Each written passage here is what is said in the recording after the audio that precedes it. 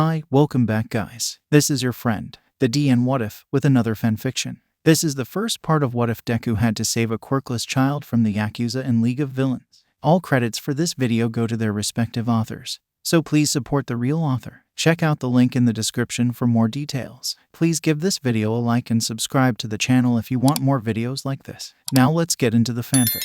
Over a year has passed since Mirio agreed to become the next bearer of All Might's quirk, One for All, and set out to train and learn to wield such a powerful ability along with his own given quirk, Permeation. He never once imagined that one day he would be approached by the symbol of peace himself and his former sidekick, Sir Nida, and be asked to become All Might's successor and inherit his power so that he could continue on as the torchbearer of One for All after All Might was no longer able to. He was a bit hesitant at first, but after carefully thinking it over, he happily accepted All Might's quirk, and thus obtained One for All as his own. Even now, as a student in his third and final year of high school at UA, it still felt like one big crazy dream to him to have the same power as All Might flowing through him. But he was as determined as ever to make his dreams of becoming the best hero in the world come true. And that was coupled with his new dreams of carrying on All Might's legacy and keeping the peace alive. While he was always cheerful and optimistic, even someone like Mirio was aware that it was impossible to save everyone. But that didn't mean he wasn't going to try and save at least 1 million people, which is why he gave himself the hero name Lemillion. His two best friends and fellow members of the Big Three, Tamaki Amajiki and Nejire Hadu, were both aware of their cheerful friend's affiliation with All Might, one of the select few who were made aware of Mirio's newly acquired quirk, All Might's true form and his declining health, and were just as supportive of Mirio as his father, All Might and Sir Nida were. Mirio never let his newly acquired powers and role as All Might's successor get in the way of his friendship with Tamaki and Nejire, and the three of them would often train together and maintain their positions as the top 3 and most recognized hero students in all of Japan. Mirio had everything planned out the way he wanted it. The long and sleepless hours of training and improving his quirk had really paid off. He managed to gain an enormous reputation as one of the 3 likely heroes to achieve the title of #1 hero before he even graduates, and his future was looking brighter than ever. But that would all quickly change when Mirio would meet an unlikely companion that would become his new reason for being a hero. And his goal of saving 1 million people would change to saving 1,000,001. It all started shortly after the UA Sports Festival. Mirio had been enlisted by his mentors All Might and Sir Nida to help assist them in an investigation they were currently undergoing.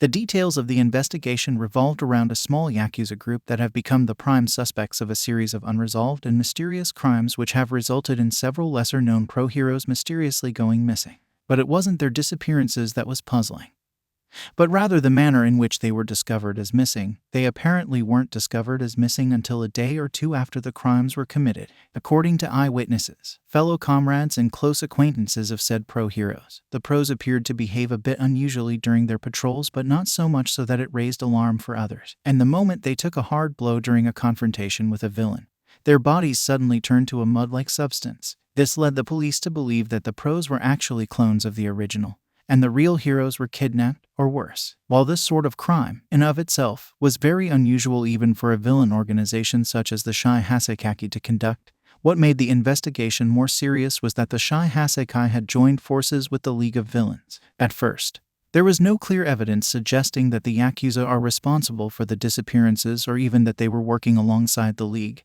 but after reanalyzing the reports, the facts were plain as day. The time of the group's unusual cooperation and the pro-hero's disappearance were far too close together to be considered a coincidence. And given that one of the members of the League was described as having the ability to make copies of anyone and anything, and the missing heroes weren't deemed as missing until their doppelganger were exposed as being fakes of the original, there was no doubt that the Yakuza and the League were both responsible for the disappearances. Although it's hard to say for sure exactly how long the groups have been working together or why they've decided to team up now, regardless of their reasoning, the Yakuza being involved with the League of Villains or vice versa made things all the more difficult and dangerous, especially since the Shai Hasekai were known for their involvement in the drug trade and specialized in the manufacturing and distribution of a powerful quirk-enhancing drug called triggers, which was sold for high prices to villains and used to boost their quirks and make them more powerful temporarily. On the same note, there have also been reports of a counter-drug produced by the Hasekai that has the opposite effect as triggers, in that they can temporarily prevent someone from being able to use their quirks.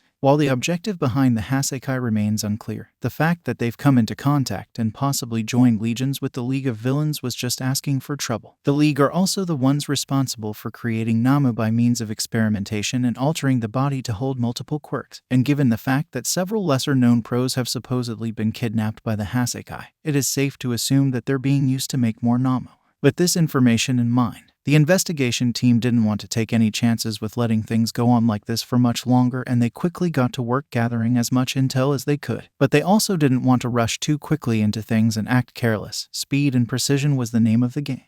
After all, there are innocent lives on the line, and the likelihood that some of them have already been experimented on and are likely either dead or are no longer how they used to be was very high. With Mirio working as an intern at Sir Night-Eye's hero agency, and given the fact that he's made remarkable progress in both his training to become a hero and with being able to properly use one for all, he was seen as a valuable asset for their investigation and would be joining them in taking down the joint villain teams. However, because this was the League of Villains and the Shy Hasekai they were dealing with, they weren't going to have Mirio battling the leaders of the two villains' factions head-on, and instead would have him focus more on providing backup and support for the pro heroes on the team. Then, the day finally came. Mirio, All Might, Sir Night-Eye and his sidekicks Centipter and Bubble Girl, Detective Tsukachi and several other pro heroes and members of the police force gather outside the police station for a brief rundown on their mission. The day prior, Sir had managed to find out where the two villain teams would be meeting and the date of their meeting, which happened to be the next morning at 8:30 a.m. While the details of the villains' meeting were still unclear,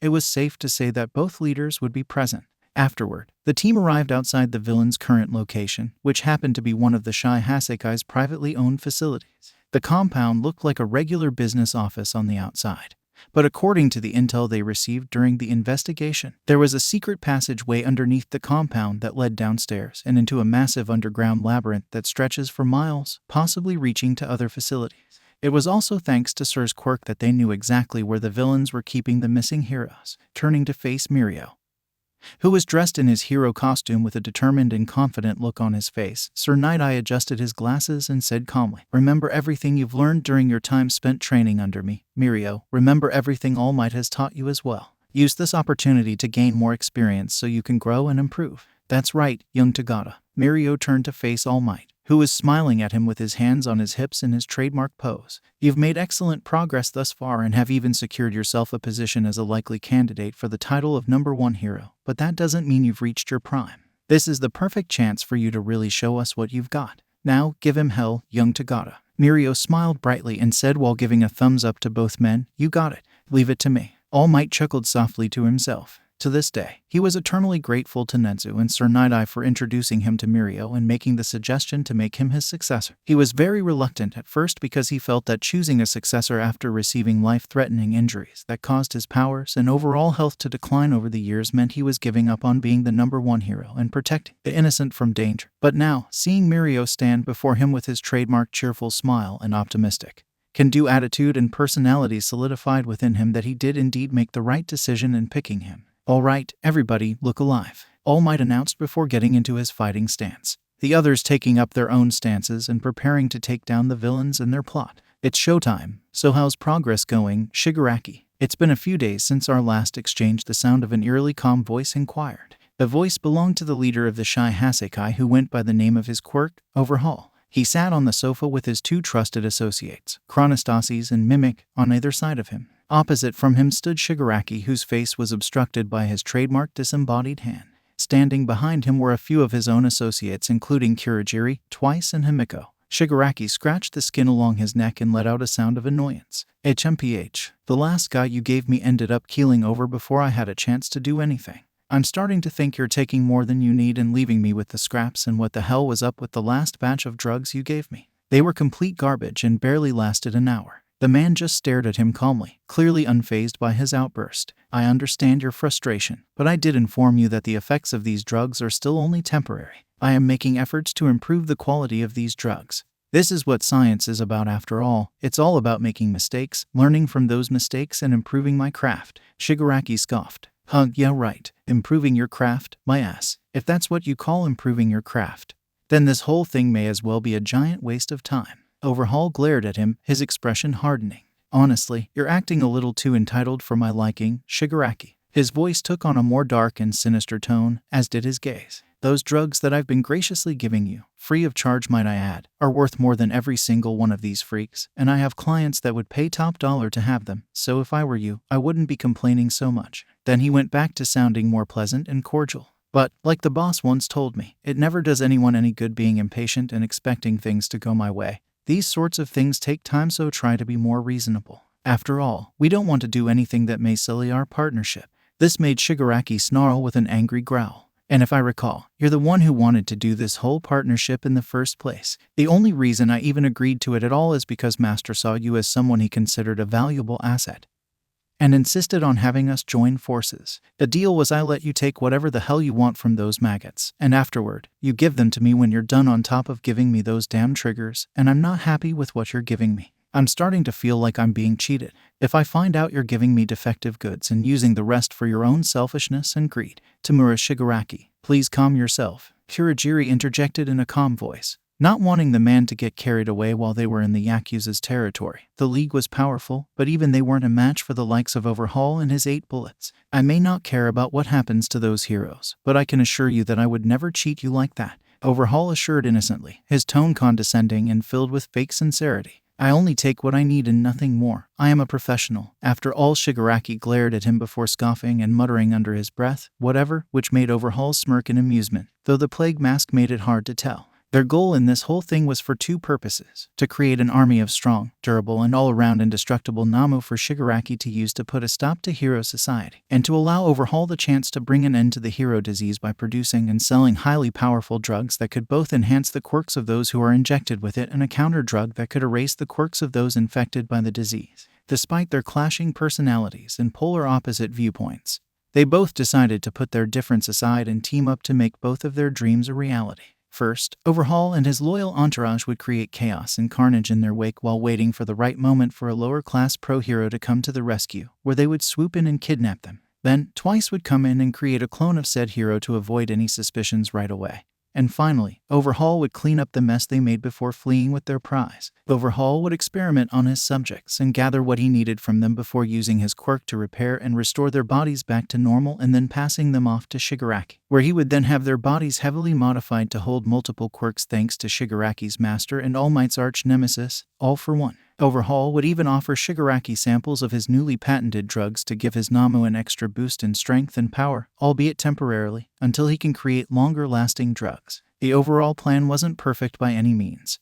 but as long as they continued to work together and not give up, they would both get what they wanted. Overhaul would get to create and sell his drugs using the quirks of his subjects, and Shigaraki got to create his unstoppable army of Namo. It was a win-win situation for both of them. "Oh, that reminds me," Shigaraki spoke up. "How's the little brat been doing?" he asked, an evil glint in his eyes and a sinister-looking smirk pulling on his chapped lips. But before the masked man could respond, a sudden blast erupted throughout the facility, and it caused everyone except Overhaul to jump to their feet. Then, the sound of frantic footsteps and panting came closer until one of Overhaul's lackeys entered the room in a panic and began rambling on about being under attack. Overhaul didn't seem bothered even as he slowly rose to his feet and sauntered over to the distraught man. "Overhaul, sir. The police pant and in heroes pant. They're swarming us. We gotta." The man never got a chance to finish when he was suddenly disposed of by Overhaul after using his quirk to silence him for good, his expression unreadable aside from the irritable anger glistening in his eyes. "Looks like we've got company. Better go greet them. But first, one of you, clean this mess up. You're suspected of the abduction of missing pro-heroes and the production and distribution of illegal drugs. We have a warrant to search the place. We have the right to use force if you refuse to cooperate or try to stop us." The police and heroes fought past the swarm of Yakuza members, with some of them being forced to stay behind to keep the others from being chased down. Mirio was able to take down a large number of Yakuza while activating One for All. The vibrant blue sparks danced along his arms and torso. Once the first roadblock was cleared away, they headed further down into the compound before they arrived at the secret passageway. Suddenly, purple warp gates appeared out of nowhere, and a group of Namu spilled out from the warp gates, and the heroes were back to fighting. While they could handle themselves fine for the most part, they realized that the leaders were likely trying to bide themselves time so they could escape. Not only that, the villains would likely use this time to grab the victims and haul them away to someplace else before the heroes could have a chance to get to them. "Lemillion," Sir Night-Eye shouted over his shoulder. "Head down to where the victims are and get them out of here. They should be located in the room I specified before. Hurry." The young hero gave a curt nod and a thumbs up. You got it. And with that, Mirio, along with a few other pro heroes and officers, made a mad dash down the stairs and through the large winding labyrinth, leaving All Might, Sir and the rest of the rescue team to duke it out with the villains and Namo. After running through the seemingly never-ending halls, they eventually arrived at the room where the missing heroes were being kept. The room was dimly lit and looked like a mix between an infirmary and a crude-looking prison cell. The heroes were laying unconscious on medical cots with their hands chained to the frames and what appeared to be a metal collar clamped around their necks, likely a type of quirk-canceling device that prevented them from using their quirks. Upon closer inspection, Mirio and the others saw that there were about 4 heroes inhabiting the dark room. The missing persons report stated that between 6-8 pro heroes were missing in total, which meant that either the remaining victims were likely already dead or had been used to make more Namo. Checking to make sure the victims were still breathing, Mirio turned to face the others and gave a thumbs up and a smile, nodding his head. One of the officers proceeded to radio the others, informing them that they found the missing victims and were preparing to evacuate. Mirio felt relieved that he was able to find and save the missing heroes, though he also felt guilty that he couldn't save the rest in time. He was still happy regardless that they were at least able to save the few they could. Better to save some than none at all. He proceeded to follow the others out of the room and down the hallway when he heard a sudden noise. Listening more closely, he heard it again. It sounded like it was coming from behind one of the doors. "Lemillion, come on," one of the pros called out to him. "We've got to meet with the others and get out of here." "Hold on," he exclaimed while holding up a hand. "I think I heard something. It might have been one of the other missing heroes. I'll check it out." Carefully approaching the door where the sound was coming from, he phased his head through the metal door and nearly gasped at what he saw. The room was pitch black, but Mirio could clearly see a small child sitting on a bed in a corner of the room curled into a shivering ball. Mirio immediately ripped the deadbolt lock off the door and forced it open so that light immediately flooded into the room. The child flinched at this and curled into a tighter ball, their shivering increasing. Taking slow and careful steps towards the frightened child, Mirio took in their appearance. The child was a little boy and looked to be around 4-5 years old, although he was very skinny and even looked malnourished, which made him appear to be much younger. He wore a dirty, cream-colored hospital robe. His arms and legs were wrapped in bandages, and a metal cuff with a chain tied to the bedpost was clamped around one of his ankles. A mane of wild, curly green hair sat on top of his head, and a pair of large, matching green eyes peered back at the teen. The look of utter terror and fear swam around in those emerald orbs which were glazed with tears, and tear tracks stained his freckle-kissed cheeks. Though it didn't show on his face, a wave of overwhelming emotions coursed throughout his entire body and pulled at his heartstrings. But he couldn't let his emotions cloud his judgment, so after softly shaking his head, he gave the boy a friendly smile. "Hey there, little guy," he greeted cheerfully, keeping his voice soft and gentle so as to not frighten the boy more. The child violently flinched when Mirio tried to move closer. It's okay, don't be afraid. I'm one of the good guys," Mirio assured while holding his hands up and moving them in a placating manner. He gave a big, toothy grin, hoping it would help calm the boy down.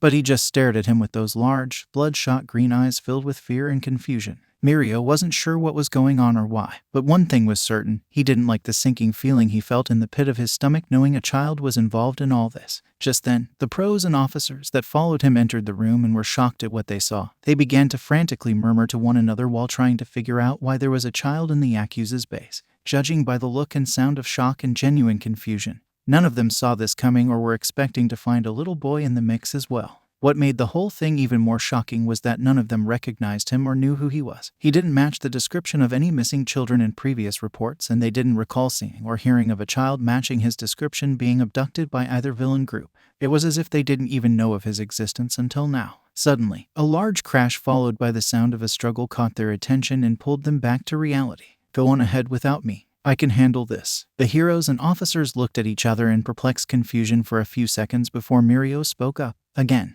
"I'll be fine. Take the victims somewhere safe and go and help the others. I'll radio you in when I'm finished. If you don't hear back from me in the next minute or so, send backup." The head of the team looked reluctant to leave the team behind on his own, but he finally nodded and ordered the others to get the kidnapped victims to safety and provide backup to All Might and the others. After they left, Mirio turned back to the scared little boy who was shaking like a leaf and offered him a kind, gentle smile. "Don't worry, I'm not gonna hurt you. I'm here to help, we all are," he said with a cheerful grin. "My name's Lemillion. What's your name?" The child didn't respond. He just kept staring up at the teen, shivering and trembling like a cornered animal. "Is it okay if I come closer?" Mirio asked softly. A few seconds of silence passed before the child nodded his head timidly. Mirio slowly came closer until he was kneeling in front of the trembling little boy, their eye contact now leveled. "Can I touch you?" he asked, keeping his eyes on the boy and watching him carefully. Another nod was his response. Mirio placed one hand on the boy's calf and the other on the chain connected to the old-looking metal bedpost which was attached to the boy by a cuff around his ankle. Mirio had to suppress a furious growl at the thought of this poor, innocent child being left in this dark room while chained to a bed like some animal or prisoner. Whoever was responsible for this, Mirio would assure that they paid for it. "I'm gonna get you out of here, so just hang tight for me, okay?" Mirio said while smiling sweetly at the child. Another timid nod from the boy was his response. This wasn't the first time Mirio had used one for all for something like breaking chains. But it was his first time doing so with a child involved, especially a child who has clearly been abused in some form or another. In fact, this was his first time dealing with an abused child, period. But that didn't mean he was going to shy away from it. He was training to be a hero, and he had to learn to face these types of cases like a professional, no matter the circumstances. Concentrating one for all's energy into his fist, Mirio successfully broke the chain in his grip without causing any harm to the boy. "There we go. Easy peasy," he exclaimed playfully before getting down to the boy's level and offering him his hand, a kind and cheerful smile on his face. "Come on, let's get you out of here." The boy looked up at him with large emerald eyes. He looked genuinely shocked and confused, like he wasn't sure if Mirio was being serious or not. It was as if this was the first time anyone had shown him any sort of kindness, which made the teen's heart squeeze in his chest. With a bit of hesitance in his movements, the boy ever so slowly reached his smaller hand out and allowed Mirio to take hold of it. The hopeful glimmer shining in those gorgeous emerald orbs made the teen's heart swell.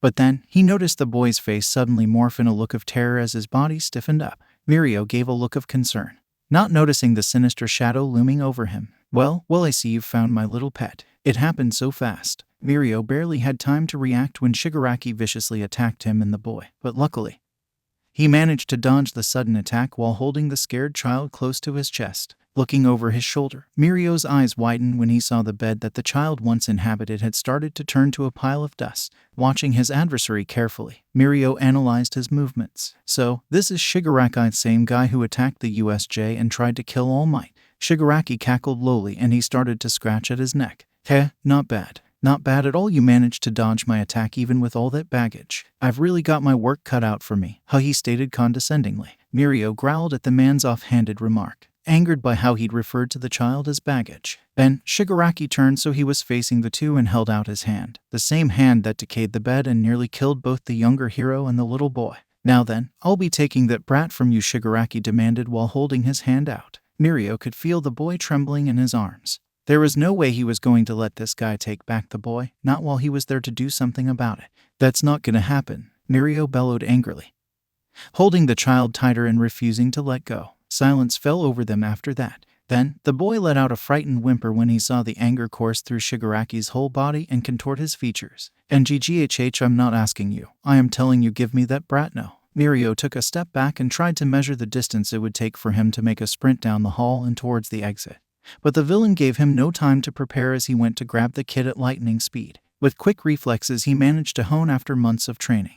Mirio held the boy high above his head and allowed Shigaraki's hand to pass through him before sending a swift blow to the face while using one for all. The force of the punch caused the man to go crashing through the walls and into the large hallway. But Mirio wasn't going to give the villain a chance to recover as he rushed behind him while still holding the boy close, and struck the man in the back of the head with an equally powerful kick. The blow thankfully was enough to knock the villain down, and judging from the lax state of his body, he was rendered unconscious. "All right, that should keep him down for now," Mirio huffed out while panting. He felt the child's hand clutching tightly onto the front of his costume, his tears soaking into the fabric. Feeling his heart squeeze in his chest, the teen started to rub the boy's back. "Don't worry, I'll protect you. I'm not gonna let anything happen to you. You're safe now, so don't worry." He was cut off when the walls suddenly broke apart into millions of tiny pieces and reformed into large, twisting spikes that came from every direction. Like before, Mirio was barely able to dodge out of the way in time, and found the task more difficult while carrying a child.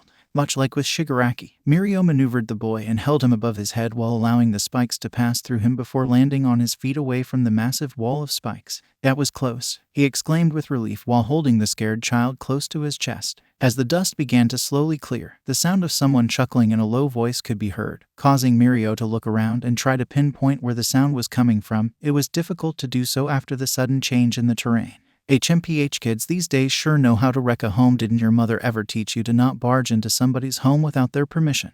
Then, he saw the owner of the voice and felt his blood run cold when he saw the man's face and immediately knew who it was. The leader of the Shy Hasekai, Overhaul, with his trusted assistant, Chronostasis, standing next to him. Chronostasis wore a similar mask to his boss, along with a pair of round sunglasses and a white hooded cloak. You'll have to forgive Izu tends to misbehave whenever he doesn't get what he wants, so I put him in timeout. Had I known he would end up making so much noise, I would have made him take a nap instead. Mirio glared at the man's words. Timeout. He calls having a child chained to a bedpost and locked away in a dark room timeout. As Mirio stared at the two masked men, he heard movement behind him and instantly jumped out of the way right as Shigaraki was about to attack him again. This shocked Mirio as he hadn't factored in the villain's intense durability and stamina. Heh, this kid isn't just some rookie, is he? He actually managed to knock me down for a moment's fast too. Definitely not just some rookie hero. Shigaraki stumbled over to where Overhaul and Chronostasis were and began ranting to him. Took you long enough to get your slow-ass self down here, and how about next time you decide to use that insane power of yours, you don't get me dragged down into the rubble with that brat. The masked man chuckled. Oh, I'm sure you would have been fine. Anyhow, enough of the idle chit-chat. He adjusted his glove and gave the boy and teen a look that screamed bloodlust. Izu, he said in a cold voice. Izu froze. Come over here now, or else I'll kill this boy and all the other heroes who came here, he ordered bluntly, sounding even more cold and sinister than Shigaraki. His words were powerful enough for Izu to try and wiggle out of the teen's hold and go back to the villain's side. But Mirio still refused. He was not going to let Izu return to such evil people knowing that he'll end up being hurt by them. This greatly angered Overhaul. You want me to kill him? I have no issue with tearing him to pieces despite my hatred of getting my hands dirty, so if you want him to live, then you better do as you're told. The boy gasped when he saw Overhaul preparing to remove one of his gloves. And no, please don't. Izu pleaded desperately while looking up at the teen with wide, tear-filled eyes, his little hands trying to push himself away from the teen. Please, he's gonna kill you if you don't run away. Please, leave me and get away. It's okay. Don't listen to him, Mirio assured loudly while glaring at the villains. Overhaul slowly walked over, his hand now glove-free and a menacing scowl on his face, hives prickling over the skin around his brows from having to expose his skin to the air that he deemed as filthy and unclean. You see what you make me do when you don't listen, Izu? You make me dirty my hands up because you're too selfish and stubborn. That behavior of yours will only get others killed. You really think these guys care about some quirkless little nobody like you? Don't make me laugh. Mirio flinched at the mention of Izu being quirkless. He saw Izu's face become drained of its color and his eyes widening with fear. No way. He's quirkless. Overhaul smirked behind his mask upon seeing the look of defeat on the child's face and continued to guilt him. These so-called heroes don't care about a quirkless brat like you. Why would they? You're nothing but an extra mouth for them to feed. Anyone else would have left you to die alone somewhere. And they wouldn't have thought twice about it, either. The only reason they would want to save you at all is so they can fluff up their ego and make themselves look better. To them, to everyone, you're nothing but a burden and a waste of a life. That's enough, Mirio bellowed in anger, having finally had enough of the man spewing such cruel and disgusting things to a small child, his simple, gentle eyes glowing with a vibrant blue hue. How can you say such things to an innocent child? Overhaul kneeled down and placed his bare hand on the ground while giving the young hero an indifferent expression. Don't flatter yourself and act like you're any better than the heroes of this diseased world. You only want to save this boy so you can make yourself feel better. The spiral of spikes suddenly broke apart into tiny pieces again thanks to Overhaul's quirk. The pieces surrounded the teen and child before merging back into a new spiral of spikes. Mirio managed to dodge them again, but as soon as his feet landed on the ground, he was attacked by Shigaraki, who rushed forward and attempted to grab Izu. Mirio was able to avoid his attacks by using his quirk right as Shigaraki went to touch him, but it was difficult to do so while also preventing Izu from being ripped from his hold. He wouldn't put it past a guy like Shigaraki to intentionally use his quirk on the boy. Between Overhaul's frightening ability to disassemble and immediately restore anything he touches, including people and small kids, and Shigaraki's equally frightening ability to disintegrate anyone and anything he touches, Mirio's skills were definitely being tested.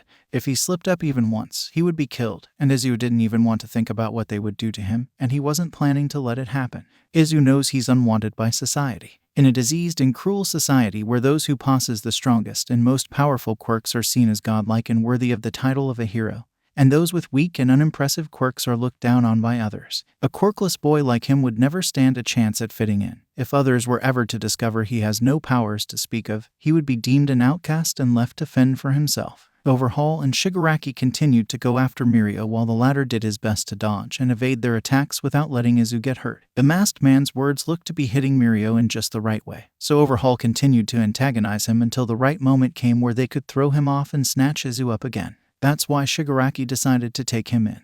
He makes for a far better pet than anything of practical use until the day we joined forces, and Shigaraki introduced me to him. I took it upon myself to research and perform tests on him so I could mold him into the perfect tool, and thanks to his lack of a quirk, he has no means of defying me. Upon further testing, I learned that, despite not having a quirk, Izu's genetic makeup is quite unique. The molecular structure of his cells, the part that prevents his body from being able to house a quirk, is mutated, and when combined with a specialized enzyme that can enhance the factor of these cells, actually has the potential to be used as a weapon that can destroy the properties of one's own powers. My quirk-canceling bullets may not be perfect right now, but I'll continue to salvage Izu for what he's worth until I've managed to create the perfect product.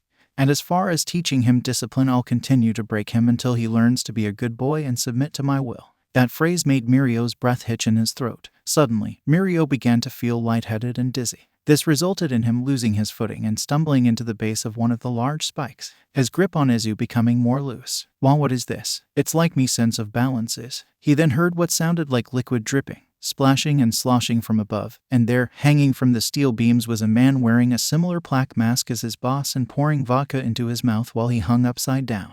"Biwaha, feelin' a lil drunk, are ya? Like a hick can't stand up hick stand up straight. Haha, hick me either, but that's why I'm hangin' round up here. Better not stand too close to me if you don't wanna get plastered. Ha ha ha hick ha ha ha." The more the man drank and used his quirk, the harder it became for Mirio to keep his hold on Izu. Unfortunately, his grip did indeed loosening enough for him to accidentally drop Izu while also falling flat on the ground in the process. Chronostasis used this time to calmly stroll over and scoop Izu back up in his arms before taking a step back, maintain distance so he was out of Mirio's reach. And no, Mirio crawled back to his feet and proceeded to try and run towards the two villains, but was instantly stopped by a man wearing a similar beak-like mask, a black cloak and a matching black bowler hat. The cloaked man then shot at Mirio, who was able to activate his quirk so the bullets wouldn't hit him. "Oh ho, that's a different quirk. How did you do that?" the cloaked man questioned while discreetly activating his own quirk. "It's called permeation. When I use it, I'm able to pass through any solid object,"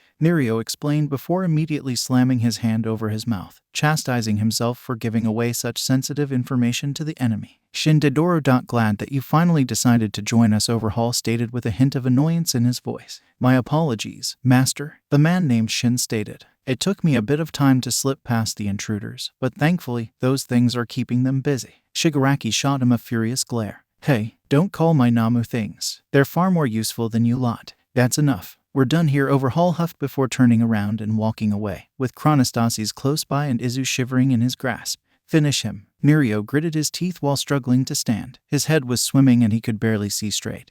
But he was able to make out Overhaul and Shigaraki walking further away with the terrified child in tow. No, two can't let them get away. Despite his equilibrium being off, Mirio focused on concentrating his power throughout his entire body and felt the familiar tingle from the vibrant blue sparks that danced along his body. Ultimate move. "Now, die." Shin and Deidoro shouted in unison as the former shot several bullets and the latter threw daggers at the staggered team, but were both shocked as Mirio phased through the floor before re-emerging at neck-break speed from different directions before being struck hard in the gut, which sent them flying in the air. Phantom Menace. After regaining his bearings, Mirio finished them off by landing a barrage of punches all over the two men, each blow being charged with a massive boost of energy and strength thanks to One for All's power coursing through the teen's body. POWERRRRRRRR. Catching the sudden noise from the brawl, Overhaul turned to see what was happening, only for Mirio to appear out of nowhere behind them, spinning in a circular motion and sending a swift kick and punch to the villains while simultaneously avoiding hitting Izu thanks to his permeation.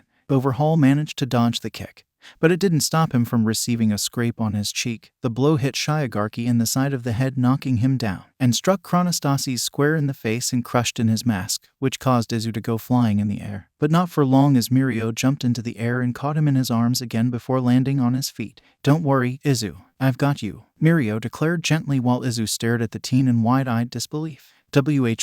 "Why did you do that?" Tears welled up in the child's emerald eyes. You risked your life to save me even though I'm quirkless. Izu saw the bright smile spread over the young hero's face as he said in a cheerful voice, "Of course, I did. Quirkless or not, I would never abandon someone in need of help." He then gave a big toothy grin and a thumbs up, because that's what a hero does. They help people, and that's what I'm gonna do for you, because I'm your hero. Izu was awestruck and completely speechless. While the powerful blow was enough to hit both Shigaraki and Chronostasis and throw Overhaul off, it wasn't enough to give Mirio a chance to escape, especially when Overhaul became enraged and infuriated from being touched by Mirio while furiously rubbing his face and muttering venomously to himself, "Filthy, filthy, filthy, filthy." Meanwhile, Shigaraki staggered to his feet and glared at the teen. The hand that had been covering his face was now laying on the ground, exposing the pale, dry skin under the man's eyes and around his mouth, and especially the menacing look in his crimson eyes. Chronostasis was still incapacitated, but that didn't make much of a difference if the two more dangerous villains were still able to move and fight.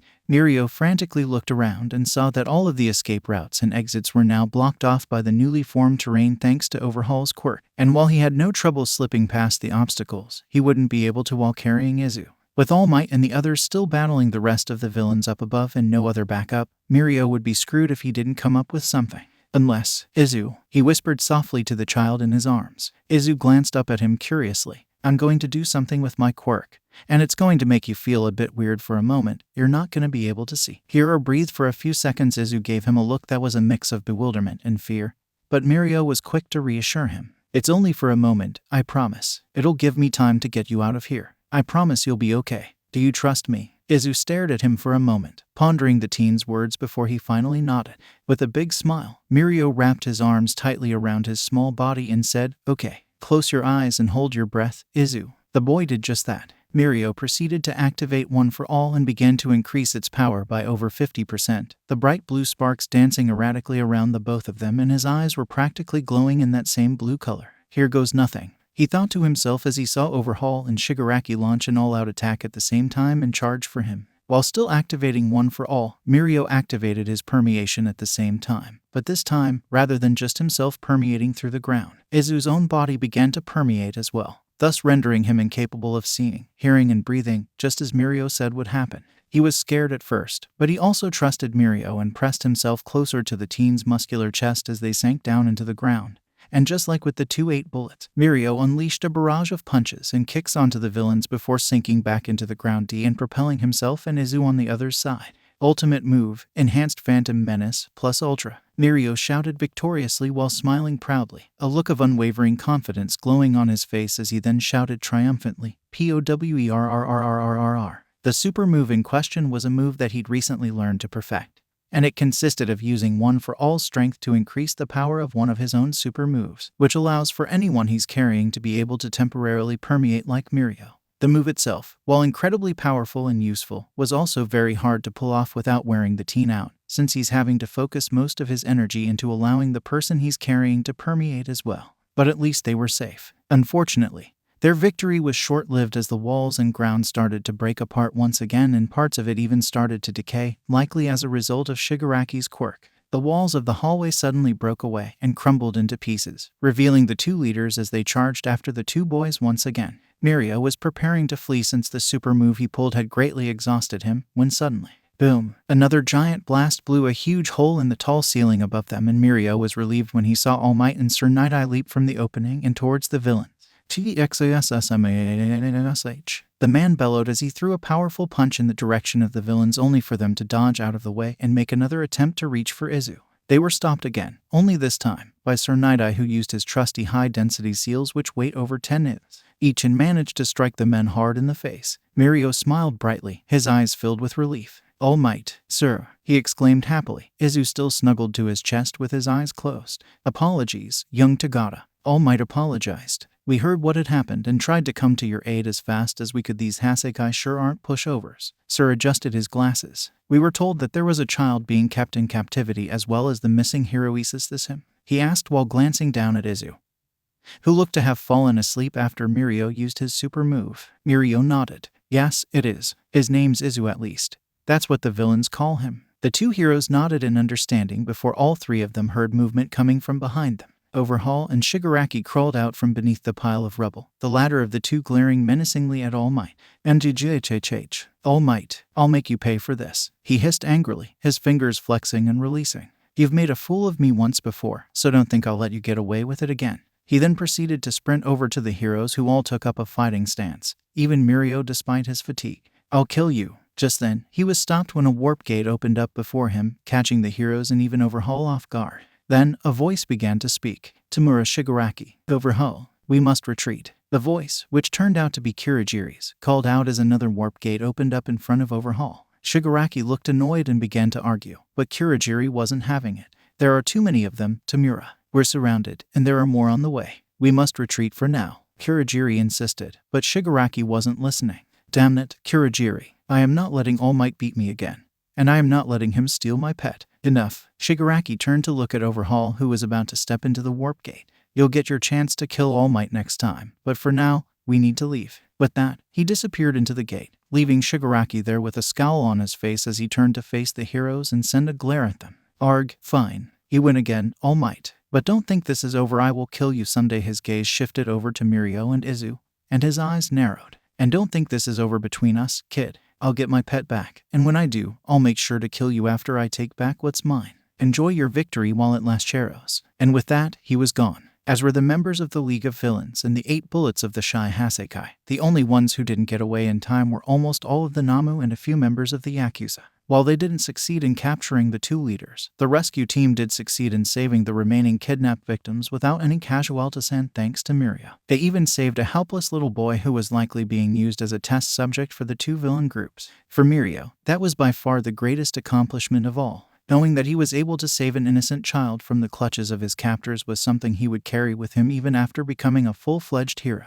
Following the successful rescue mission, the victims, as well as any heroes, officers were immediately rushed to the hospital for treatment, while also hauling the few criminals they managed to detain off to jail after they too received treatment at the hospital. Thankfully, nobody sustained any life-threatening injuries, and the few who did would likely make a full recovery after a day or so. The Namu that were also present during the raid were quickly taken to the police station for DNA analysis to see if any of them were possibly the remaining pros who were also kidnapped. Though given the amount of time said heroes were missing for and the time in which it would take for the League of Villains to turn their victims into Namo, it was highly likely that none of the others were still alive and did, indeed, get turned into Namo. The police also took the time to gather statements from everyone, including the kidnapped victims. The witness statements from the pros who were held captive would help police with moving the investigation forward, and hopefully, it would help to shed some light on the true intentions of the villains as well as uncovering more info on Izu. Speaking of Izu, he'd fallen asleep shortly after the ordeal had ended and was promptly brought in for treatment. He didn't look to have sustained any injuries during the raid, but considering the state they found him in, it was better to be safe than sorry. After being admitted at the hospital, he was then placed in quarantine out of fear that he may have a quirk that they weren't aware of and didn't want to take the chance of him accidentally activating it.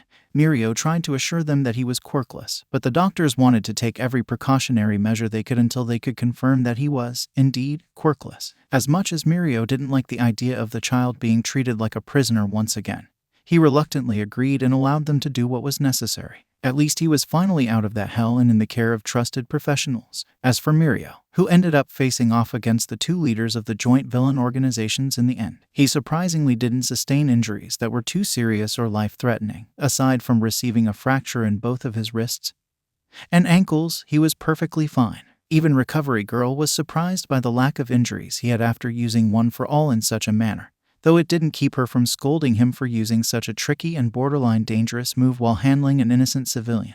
As much as it stung him to hear the woman say that, he knew that she was right. While he was able to use his super move successfully in order to avoid the villain's attacks, the move he executed was very tricky to get a handle on, and if he'd slipped up even for a second, it could have resulted in deadly consequences. But regardless, he was glad it worked out like it did. Then came the slew of questions that flooded his mind, as well as the minds of everyone else in the loop. Who exactly was Izu? Where did he come from? Why was he being kept hidden away by the Yakuza? What was his affiliation with the Shy Hasekai or League of Villains? Was he actually the son of one of the members, or was he also a victim of kidnapping? Was he kidnapped prior to or during the time of the pro heroes going missing? And if so, why wasn't there a missing persons report made for him? So many questions with hardly any answers to go with them. While the missing heroes were rescued, given medical treatment, and then reunited with their families and loved ones, the investigation was far from being over. The leaders of the villain organizations and their associates were still on the loose, and the likelihood of them attempting to kidnap more lesser-known heroes or civilians and resume their evil plans was very high. While Mirio was no longer needed for the remainder of the investigation and was allowed to return to his school life, felt that he couldn't just go back to living his life without knowing if Izu was okay.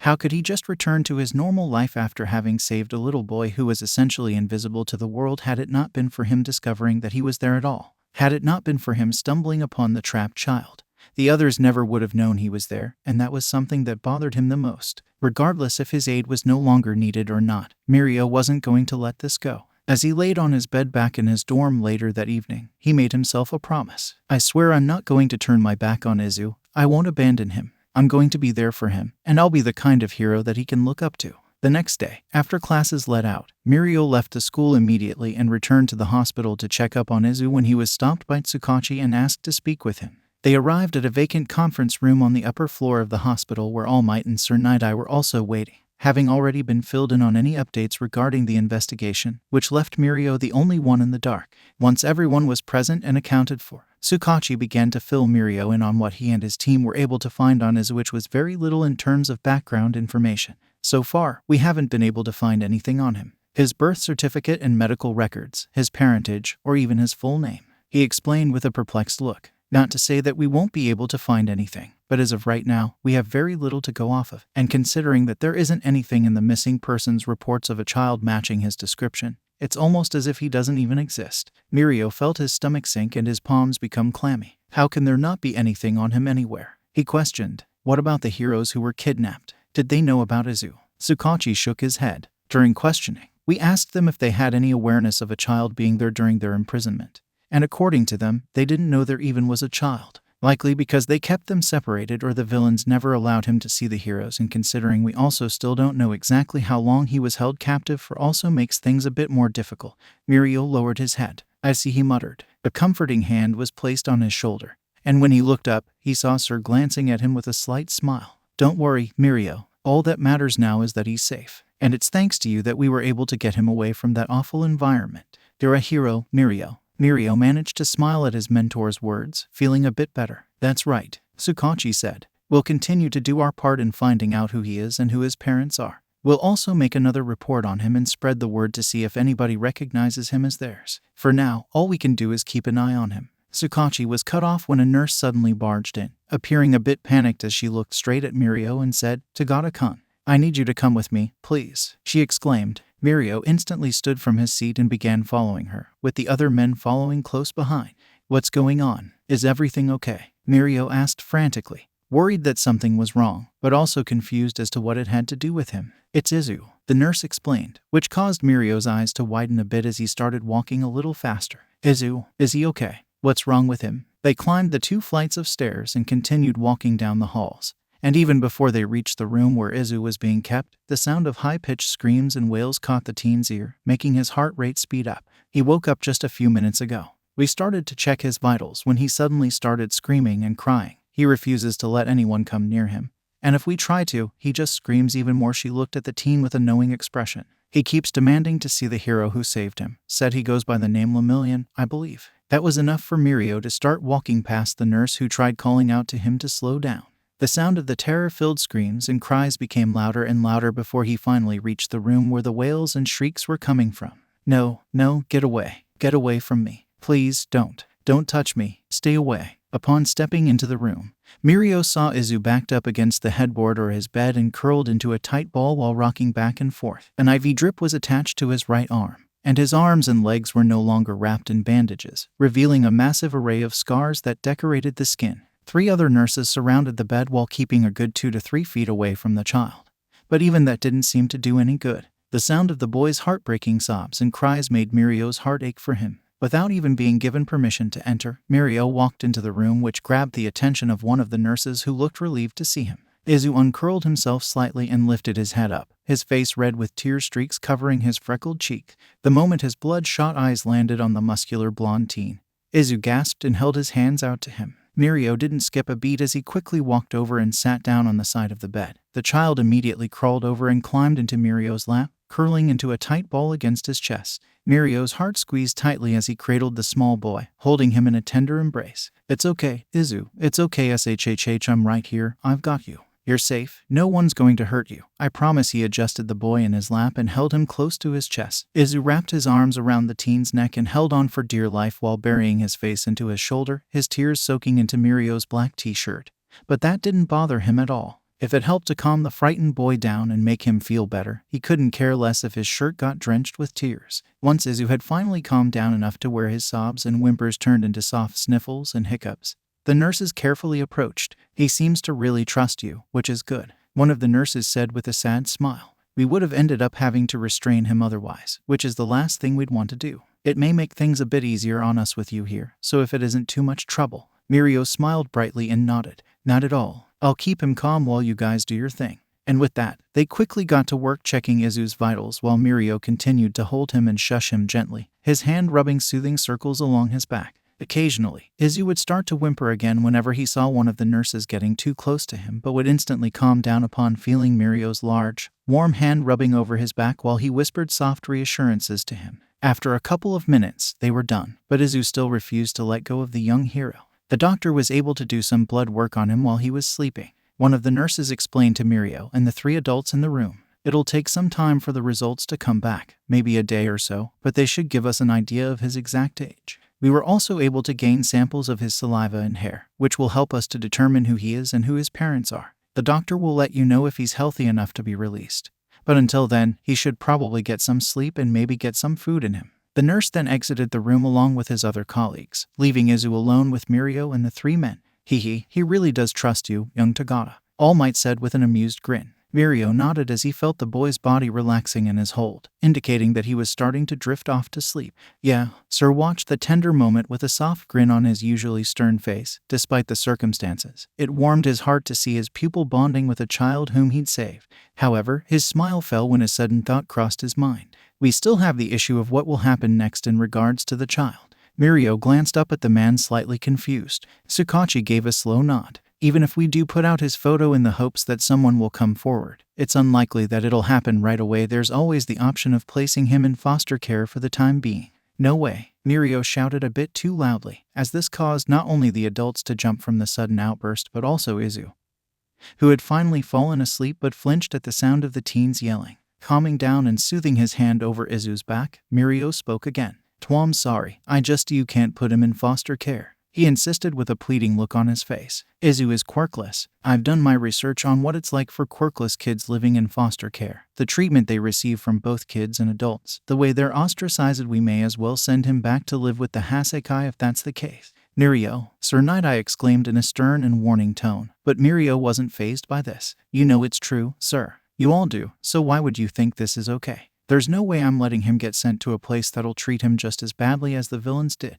The room fell silent after that. None of the men were able to find the words to say. While they understood Mirio's concerns, that still didn't solve the issue of what to do with Izu until someone came forward to claim him as theirs. "I understand your concerns," Mirio Tsukachi said calmly. "However, we still have to take into consideration that his family is likely still looking for him. How do you think they would feel if they found out their son was being held captive by villains?" Mirio fixed him with a slight glare. "With all due respect, sir, you said so yourself that there hasn't been any reports of a child matching his description who's been reported missing. If his family is supposedly looking for him somewhere, then why haven't they made any attempts to come forward and get him? You even said that you couldn't find his birth records, so what does that mean for them?" The man went silent, which allowed All Might a chance to speak up. "That's not the only issue here. While it's still too early to say, it's possible that he was kidnapped by the villains prior to or during the time of the other kidnappings, which means there's a chance they'll try to come after him again. If we were to place him in foster care, what's stopping the League and Yakuza from infiltrating the facility and snatching him up again? If anything, that would put other children in danger." They all fell silent after that, pondering everything that's been said and trying to think of a solution. "Why the long faces? I must say it doesn't suit either of you." They turned to the door and saw none other than Principal Nedzu entering the room. Mirio and All Might were a bit shocked to see the principal here of all places. Mr. Nedzu, sir," All Might exclaimed, but then lowered his voice when he noticed Izu stirring a bit from the sudden noise before relaxing again. "What brings you here, sir?" The animal merely smiled before walking over and hopping up onto one of the vacant seats near the bed. I was informed by Mirio's homeroom teacher and one of the police officers of the recent events and decided to pay him a visit. He explained cheerfully as his beady black eyes gazed at the small child sound asleep in the third-year student's arms. I was also informed of the little one's situation, and I believe I may have a solution. Mirio sat up more upon hearing this. A solution? You mean, for Izu? He asked hesitantly. Nedzu nodded. Yes, and whether it's temporary or not depends on the investigation team and other factors that may play into it, he stated vaguely. And what would that be, exactly? Tsukachi questioned. Nedzu turned to the man and said with a confident smirk, since UA has been established as a boarding school since the start of the new school year, we'll have him placed under our care for the time being. Mirio was stunned by this. What? You want Izu to live in the dorms at school? He stammered out, sounding as if he didn't hear him right the first time. A curt nod from the small animal was his response. Of course, why not? It's not as if we don't have the space for him. And also, it'll assure that the child will be under the protection and care of pro-heroes, which will lessen the chances of the League of Villains or Yakuza attempting to take him again. Besides, Nedzu glanced back at the small boy and smiled softly. Something tells me that Izu would be quite upset if he were forced to be apart from you, and you seem to have grown quite attached to the little one. Mirio's cheeks became stained in a pink blush at the principal's words, but he couldn't help but feel so happy. Yeah, I guess you could say that, he admitted sheepishly. So, you're really wanting to place him in the dorms at the school? Tsukachi inquired. Nedzu nodded. Yes, if that's not an issue with you, Detective. Tsukachi shook his head. No, not at all. I really appreciate your help with this. If you need anything or have any questions about the case, please feel free to let us know. Nedzu smiled. Of course. Likewise, please feel free to notify me of any updates on the case and if there is anything I or the rest of the faculty can do to assist you. In the meantime, Mirio. The teen sat up straight. Yes, sir. Since you were the one who rescued Izu, I think it would make sense to have him placed in your class's dorm building, and I would also like for you to be Izu's caretaker. Mirio's eyes widened. Really? He asked, sounding a bit too hopeful. Nedzu nodded his head. Of course, I can inform the changes to your homeroom teacher as well as your classmates, and I'll be sure to have the new living arrangements set in place before you return to campus. But nothing too over the top. If anything, you'll both just end up being dorm neighbors. This was something Mirio did not expect to happen at all. 1 minute, he was worried about Izu being placed in the system where he would likely be treated poorly due to his being quirkless, to feeling utterly beside himself with happiness upon learning that Izu would not only be living with him at school, but that he was going to be able to take care of the boy. However, Nedzu wasn't finished yet. This doesn't mean that you can neglect your studies. Your grades aren't exactly the best, and focusing all of your attention and energy on taking care of young Izu will cause you to fall behind. Which is why I'm planning on having a small daycare installed in the main building where Izu can stay during the day. You'll get to focus on your classes and training while Izu is being looked after, and once your classes are done, you'll get to take over watching him. Principal Nedzu Mirio was speechless. He knew that Nedzu was a kind and considerate person, but for him to go so far as to incorporate a childcare facility into the school just for Izu, it was enough to leave the normally carefree and often goofy young hero at a loss for words. You got it, sir. Thank you very much. I promise, I'll take good care of him. I won't let you guys down. This made Nedzu laugh, always so eager and ready to tackle any challenge head-on. I expected no less from an outstanding young hero like yourself. The principal hopped off the chair and prepared to leave, but not before turning back and saying, and remember, Mirio, you're more than welcome to come to one of us if you're in need of assistance. I'm certain any of the teachers would be more than happy to help you with tending to the boy. As the saying goes, it takes an entire village to raise a single child. Mirio laughed at that. You're absolutely right, Mr. Principal. Nedzu said his goodbyes before taking his leave. All might, sir, and Tsukachi followed soon after, saying goodbye to Mirio before promptly leaving the teen alone with the slumbering boy. He glanced down at Izu and smiled tenderly. I promise not to turn my back on you, and I'm planning to keep that promise. He whispered softly before using his hand to brush some of Izu's hair out of his face and tuck it behind his ear. I'll be the kind of hero you can look up to, and I won't let anything happen to you, I promise. Sometime later, Izu started to slowly wake up from his nap. He panicked at first when he realized he was no longer being held by Mirio and he didn't see him anywhere in the room. But before he could become more distressed and frantic, he instantly calmed down as soon as he saw the teen re-enter the room while carrying a tray of food. Hey there, buddy. Mirio greeted cheerfully with a big smile. Did you have a nice nap? Izu nodded silently while watching the teen set the tray on a small roll-out table and pull it closer to the bed. Sorry about that, Izu. I just stepped out for a sec to get you something to eat. You hungry? A loud, rumbling growl was his answer, causing Izu to blush with embarrassment. Mirio chuckled. I'll take that as a yes. He pulled the chair closer and sat down, but he noticed Izu was just staring at the plate of curry and rice. This worried the teen. Izu, what's wrong? Aren't you hungry? He pressed gently. Do you not like curry? I can get you something else. If you want. A few seconds of silence stretched out for a bit before Izu began to speak, his voice so soft and quiet, Mirio almost had to strain his ears just to hear him. Two won't get in trouble. The teen was caught off guard by the question but tried to play it off with a lighthearted chuckle. Haha, get in trouble for what, Izu? Being hungry? He asked in a semi-joking manner, hoping that the boy was only kidding, but he wasn't. Losing his joking tone of voice, Mirio said, Izu, no, you won't get in trouble. Why would you? The boy turned his gaze back to the food and responded with, whenever I get into trouble, I'm not allowed to eat and I have been a bad boy. Why do you say that? Mirio pressed. Izu's bottom lip trembled softly. I made noise when I wasn't supposed to. And I made Shigaraki and Overhaul really mad for not listening to them. I'll be even more mad if I eat when I wasn't supposed to. A single tear rolled down the boy's cheek. Mirio instantly wiped it away with his thumb and said, Izu, you don't have to be scared. You're not going back there with them. Izu looked back at him with a bit of surprise. I'm not, he asked, sounding genuinely shocked by this. Mirio smiled and shook his head. Nope, I'm not letting you go back to that awful place, and I won't let them take you back, either. None of us will. So, don't you worry. He stared at the teen for a moment. Where will I go, then? Mirio flashed a toothy grin at the boy. You're gonna come live with me and my classmates at school. UA, hi, the top hero academy in the country. It's where some of the best heroes go to study and train,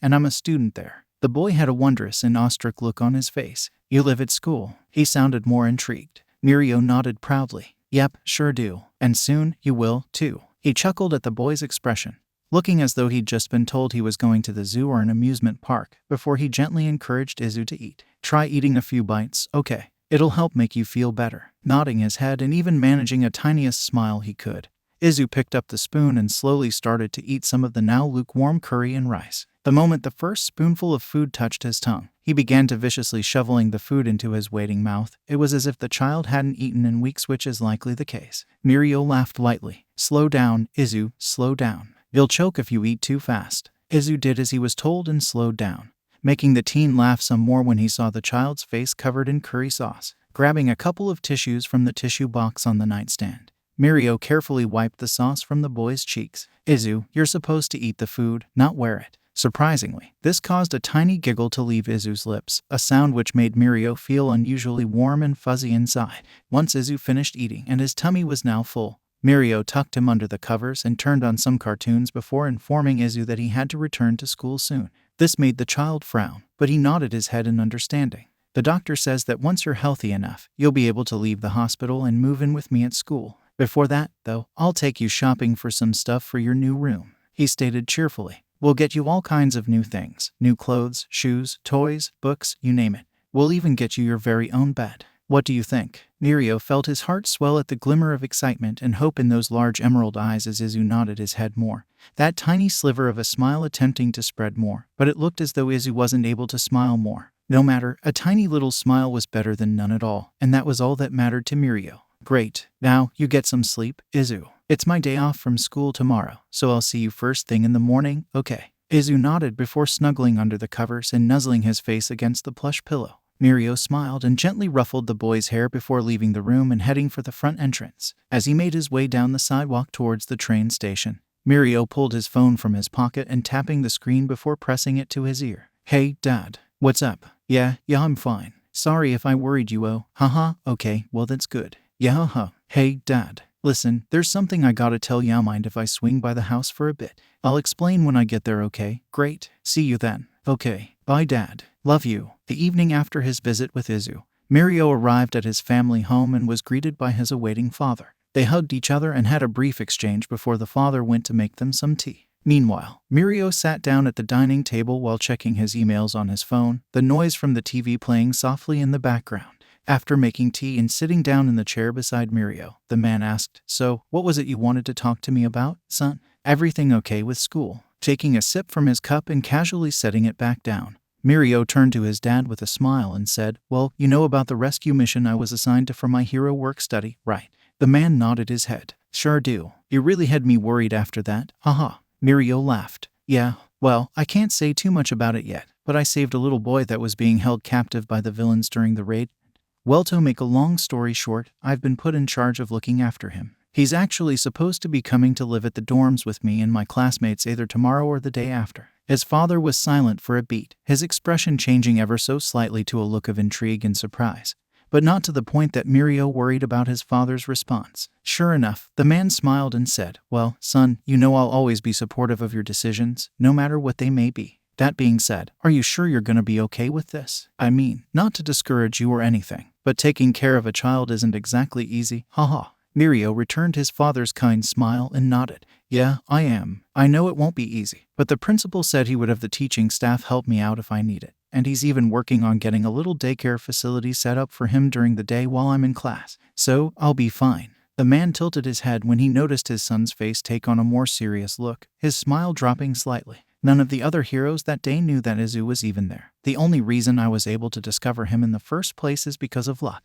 If I hadn't been there, or if I hadn't found him, chances are none of the others would have even thought to look for him, and Izu would have been left to continue living in that hell, where he would be forced to endure whatever torture those monsters have been doing to him. Mirio, hey, it's okay, son. Just take it easy." The father placed his hand on the teen's shoulder to steady him and help him calm down. Taking slow, deep breaths, Mirio looked at his father and saw the understanding look in his eyes, his smile never leaving his features. "I understand, son. There's no need for you to explain. If this is something you're certain of doing, and as long as you're able to balance your schoolwork with looking after this boy, then I have nothing against it. And of course, you can always come to me if you need anything." Mirio stared at his dad in stunned silence for a few seconds before his big, toothy grin graced his face again. "Thanks, Dad." The man chuckled and ruffled his son's hair. "Not a problem, Mirio." They stayed like that for some time, just drinking tea while Mirio told his dad more about Izu. When the topic of Mirio taking Izu to go shopping for new clothes and stuff for his new room came up, the man piped up and said, "Does he have anything to wear when he leaves the hospital?" The teen pondered this for a beat before shaking his head no. He then saw his father hop to his feet and respond with, "Well, it's not too late yet, so why don't we go to the store and get him some clothes and shoes? Nothing too flashy, just something comfortable for him to wear." Mirio smiled warmly. Something told him that the man had already taken a liking to Izu even before meeting him.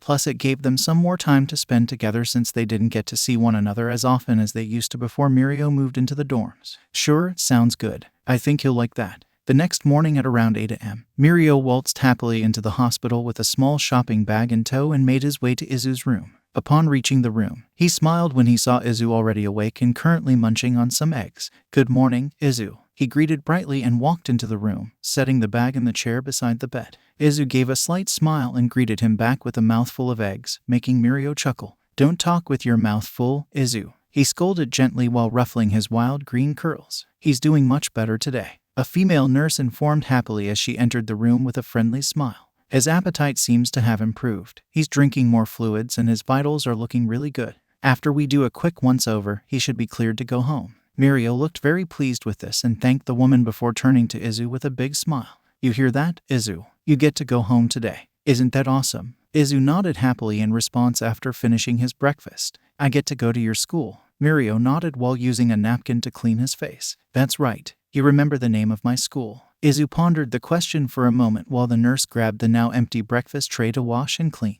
"UA," he answered hesitantly, which earned him a bright grin from Mirio and a pat on the head. "Yeah, you got it. You're so smart, Izu." The boy let out a soft giggle and smiled proudly. The tender moment was cut short when the doctor walked into the room and cleared his throat, grabbing the attention of both Mirio and the nurse. "Yep. He's making very good progress. He's rather underweight for his age, though. But as long as he eats regularly and gets plenty of exercise and rest, he should be back to a healthy weight in no time." It was then that a thought popped in Mirio's head. "So, were you guys able to find out more about him? Like who his parents are or if they're still alive?" he asked sheepishly, sounding both curious and a little worried. "Actually, yes. We did manage to find something." The doctor held out his hand to the nurse, and she handed him the clipboard she had been holding previously. The results of his blood work came back sometime early this morning, and according to his charts, he's 5 years old, although we still don't know his exact birthday, so it's hard to tell if he's just turned 5 or if he's 5 going on 6. Also, the results of his DNA test haven't come back yet, so we still don't know who his parents are, and as for his other records, I'm afraid that's something we don't have access to at the moment. You may have to talk with the detectives in charge of his case about it." Mirio nodded in understanding, still smiling. "I see. Well, I appreciate you guys for what you've done." "Of course," the doctor replied politely while skimming over Izu's charts again. Mirio looked at Izu again, a gentle smile on his face as he started to softly stroke the boy's cheek with his thumb. Oh, and one more thing, the teen heard the doctor announce, causing him to glaze back curiously. He saw the doctor hand the nurse the clipboard and mutter something to her before she nodded and scurried out of the room.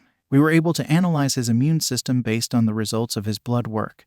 And while his immune system appears fairly normal, it looks like he hasn't had all of his shots yet. He just needs a few vaccines for things like polio and tetanus. So he's going to need to get those shots done before he leaves here today. Upon hearing the word shots, Izu immediately froze, sensing the boy tensing up. Mirio turned to look at him and saw the color drain from his face and his eyes welling up with tears as he began to tremble. Hey, it's okay, Izu. He tried to comfort him while the nurse returned with the vials of medicine and a few needles and syringes. The teen placed a tender hand on the boy's back and rubbed it soothingly, but it did little to calm him. You'll be okay, Izu. It's not gonna be that bad, I promise. These shots are gonna make you healthy so you don't get sick. Just a few quick shots and you'll be all done. In and out, easy peasy, he assured. But Izu was having none of it as he frantically shook his head back and forth, the tears finally spilling over. No, I don't like shots, he whimpered in protest, a shuddered sob erupting from his throat. I don't want to get shots. Shots hurt real bad. They gave me shots all the time, and it always hurt. I don't want it. I don't want it. Mirio wrapped his muscular arms around the sobbing boy and held him tenderly, rubbing his back and shushing him gently. Mirio took this time to cup the child's face with his hands while wiping his tears, gently lifting his head so the child was looking at him, but Izu's gaze was locked on anything but Mirio. Don't be scared, Izu. It's gonna be okay. I'm right here. I'm not going anywhere, okay? I'm gonna stay right here with you, he offered with a tender smile. But it didn't seem to do very much to comfort the distressed child. His crying did die down and turn into soft sniffles and hiccups, but he still refused to look Mirio in the eye. Hey, Mirio whispered. Izu slowly lifted his gaze and looked up at the teen. Do you like ice cream? Izu stared at the teen in confusion before lowering his gaze again, his bottom lip wobbling pitifully. To have never had ice cream, he whispered with a sniffle. Mirio wiped away another stray tear while trying to ignore the sudden pain in his heart at the thought of Izu, or any child, growing up and having never had ice cream before or not knowing what ice cream is. It's a type of frozen treat that's really sweet and comes in all kinds of different flavors: vanilla, chocolate, strawberry, mint, cookies and cream, you name it.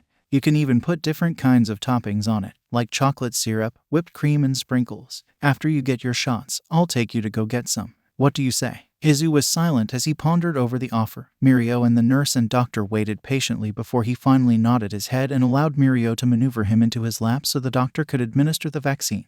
Izu was still tense in Mirio's hold, so he encouraged the child to close his eyes and take slow, deep breaths. Izu did just that and tried his best to relax his body, even as he felt the alcohol swab being wiped onto his arm.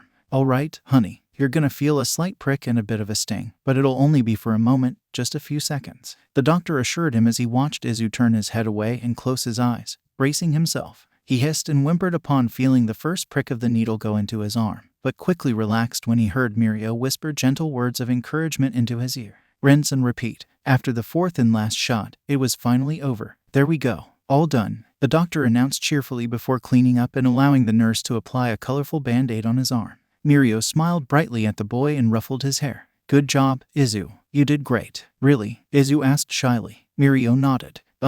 You were so brave. I'm really proud of you. That made Izu really happy as he smiled widely, showing off a set of pearly white teeth. After the doctor finished up and gave Mirio some documents to take home, the two were left alone again. All right, let's get you changed so we can go. We've got a lot of things to do today. Izu nodded and allowed the teen to help him get dressed. After helping Izu get changed into his new clothes, which consisted of a red t-shirt with a rocket ship on the front, a pair of cargo shorts and sandals, they exited the building and found two people outside waiting for them. Sir Night-Eye and All-Mighter Toshinori Yagi. Hey, you guys, what a surprise. Mirio walked over to where the men were standing while holding Izu's hand in his own. Hey there, Tagata. Toshinori greeted calmly, smiling fondly at the little boy. The man was in his true form, and he was dressed in his typical style of an oversized t-shirt and a baggy pair of jeans. His blonde hair, which was normally styled in a peace sign fashion, was more scraggly with the two pieces of fringe framing his bony face. We heard you were planning to take little Izu shopping for some things,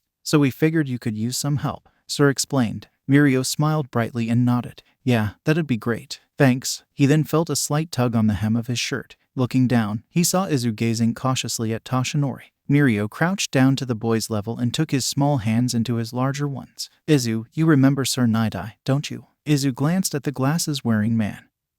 who gave the child a kind smile before looking back at the teen and nodding his head slowly. Well, this is his friend. Don't worry, he's really nice. Toshinori walked over to the boy, kneeled down and held out a lanky hand to the child, a friendly smile on his bony face. Hello, Izu. My name's Toshinori Yagi, but you can call me Mr. Toshi. It's nice to meet you. Izu stared at the skinny man for a second or two before allowing him to take hold of his hand and shake it gently. Nice to meet you, too, the boy replied with a shy smile. Sir came over and said, well, if everyone is ready, we can head down to the mall and see what we can find for Izu. Hopefully it's not too packed. Mirio nodded and stood back up while taking hold of Izu's hand again and following the two men to an awaiting car parked on the side. After getting Izu buckled in, he slid inside and sat next to him, with both adults sitting in the front, before taking off down the road. A few minutes of peaceful silence passed with only the sound of the radio playing in the background and one of the heroes occasionally looking back to talk to either Mirio or Izu and have a brief conversation before turning back to face forward while enjoying the drive. After staring out the window on his side for a bit, Mirio looked to his right to check on Izu and felt his lips pulling upward into a smile as he saw the child staring intently out the window while watching all the tall buildings, trees, people and so on pass by as they sped down the street to their destination. The way he was staring out the window and moving his head side to side to take in all the sights made it look as though this was the first time Izu had ever seen so many people and buildings before, or rather, this was the first time Izu has ever been out, period. As much as it pained Mirio to think that Izu has never experienced anything like this before and has missed out on so much in his short life, he also felt very excited and giddy that he would be the one to show Izu everything the world has to offer and all the amazing things he's missed out on, including ice cream.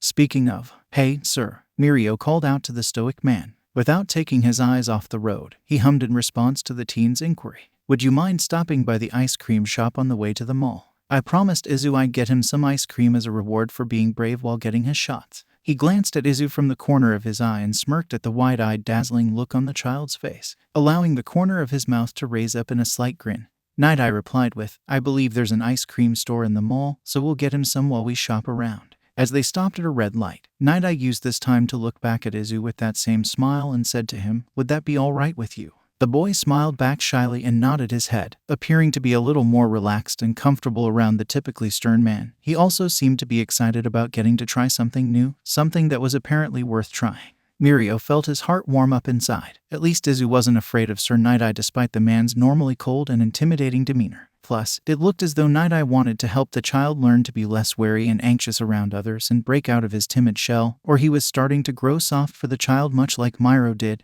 or both. Izu was still very shy and scared of other adults and strangers in general, but he at least seemed to be comfortable around the select few like Sir and Toshinori. It wasn't much, but it was a start, and as long as it would help Izu learn to trust others and not feel so afraid, that was all that mattered to Mirio. For now, he was focused on one thing, spoiling the crap out of this sweet little boy. The mall was quite busy with lots of people, old and young, coming and going. It made sense, given that it was a Sunday and many school kids and adults were off. Whew boy, sure is busy today, huh? Mirio stated. Izu was walking beside him with his small hand firmly grasped within the teen's larger one, and Sir Nickthigh and Toshinori walking on either side of the two boys. Glancing down at the small boy with a careful gaze and noticing the nervous look on his face, Mirio smiled softly and said, You excited to go shopping, Izu? The boy looked up at the teen and stared at him for a moment, seemingly unsure of what to say. Mirio squeezed his hand gently. You'll be okay. We'll stay right by your side so nobody tries to do anything, okay? No matter what, you've got us 3 bodyguards to look after you. That earned him a soft little giggle from the child as he nodded his head. While they continued walking for a bit, Mirio noticed Toshinori pull his wallet from his back pocket, where he pulled out a credit card from the slip and handed it to him. Mirio stared in confusion at the card before hesitantly taking it. What's this for? He asked while gazing down at the card in his hand. It was a deep blue card with UA's logo in big white letters on the front. What confused him about it the most was that his name was on the card. It's from Principal Nedzu, Toshinori explained while closing his billfold and tucking it back into his pocket. Since you'll be in charge of taking care of Izu during your last year at UA, he took the liberty of providing you with something to help you get whatever you need for Izu in terms of clothes, books, toys, etc. Mirio's eyes widened in shock. This is very generous of Principal Nedzu, but he didn't have to do this. I am willing to get him all that stuff myself, he exclaimed in protest while trying to hand him the card back, but was promptly denied. He insisted on it. He knew you would likely use some of your dorm's funds along with your personal student allowance to pay for Izu's expenses. This is his way of giving you a hand. The funds from a private trust that'll feed money into your account so that you can take care of Izu. If you have any questions, feel free to ask Mr. Nedzu. Mirio didn't know what to say. He was both stunned and overwhelmingly grateful for Nedzu's generosity and consideration for both his and Izu's situation. As much as he wanted to protest and insist on returning the credit card, he knew that Toshinori was right. While he did have the necessary funds to get Izu the bare essentials such as clothes, shoes, and food, he wasn't exactly swimming in money. So it made sense that the school would offer him a decently sized nest egg in order to give Izu whatever he would need to be happy and healthy. Blinking a couple of times, Mirio smiled widely while putting the card into his wallet and said, "I will, and I'll be sure to thank him in person when I get the chance. And thanks to you guys, too. I really appreciate all that you're doing." Toshinori smirked and nodded his head, as did Night-Eye. With that out of the way, they quickly made their way to the first stop on the list, the clothing department. Upon entering the large store, Night-Eye grabbed a shopping cart from the nearby cart corral before they proceeded further inside.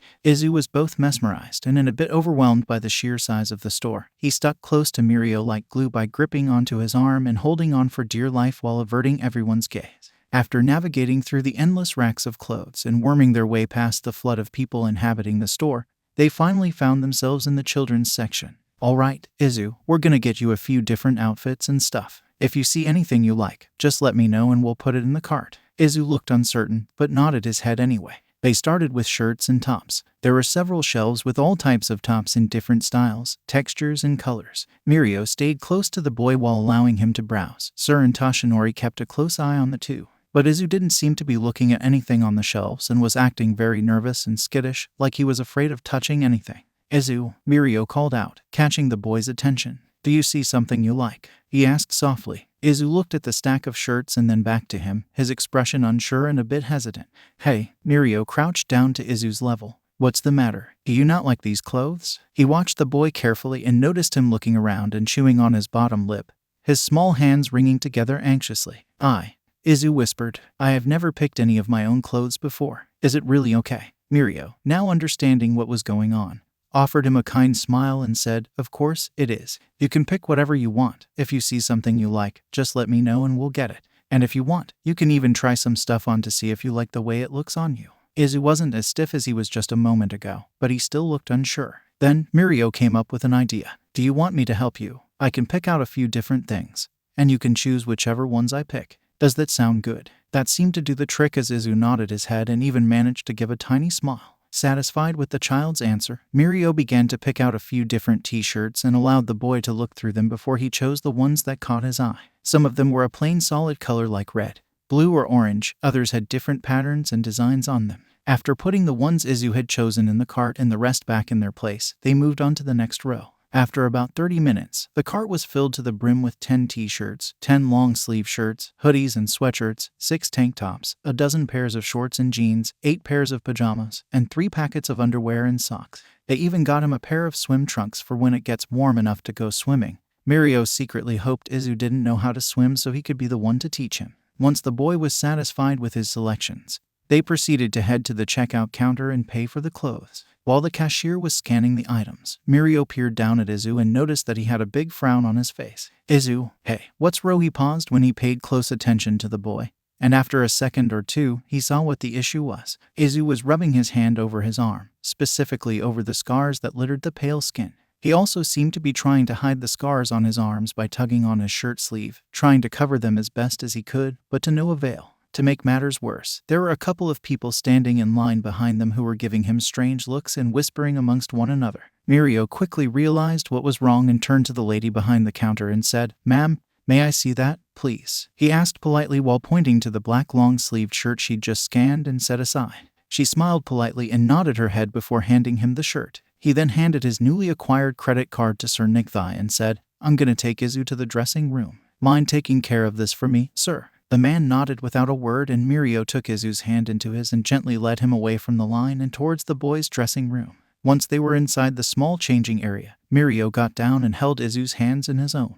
"You want to wear this under the shirt you have on now?" he asked while holding the shirt up. He didn't bring any attention to his scars or even mention them. Izu didn't need that. Without missing a beat, Izu nodded his head and allowed Mirio to help him get changed. While he did this, Mirio couldn't help but notice even more scars decorating his chest and stomach. These scars looked slightly different from the ones on his arms and legs. They looked more clean and precise, as if a surgical scalpel was used on his torso. Ignoring the burning hot rage bubbling deep inside his chest and surging through his body, Mirio smiled cheerfully and helped Izu pull the red shirt over the long-sleeved one. There we go. How's that? Izu turned to look at his reflection in the full-body mirror. The long sleeve was a tad big on him. The sleeves went past his wrists and covered over his palms, the hem and collar poking out from under the t-shirt. But aside from that, it did the trick in covering the unwanted scars along the boy's arms. There were scars on his legs too, but not as many as on his arms, and the ones that were visible were thankfully covered up by his shorts. Izu turned back to face the teen and gave a very pleased smile.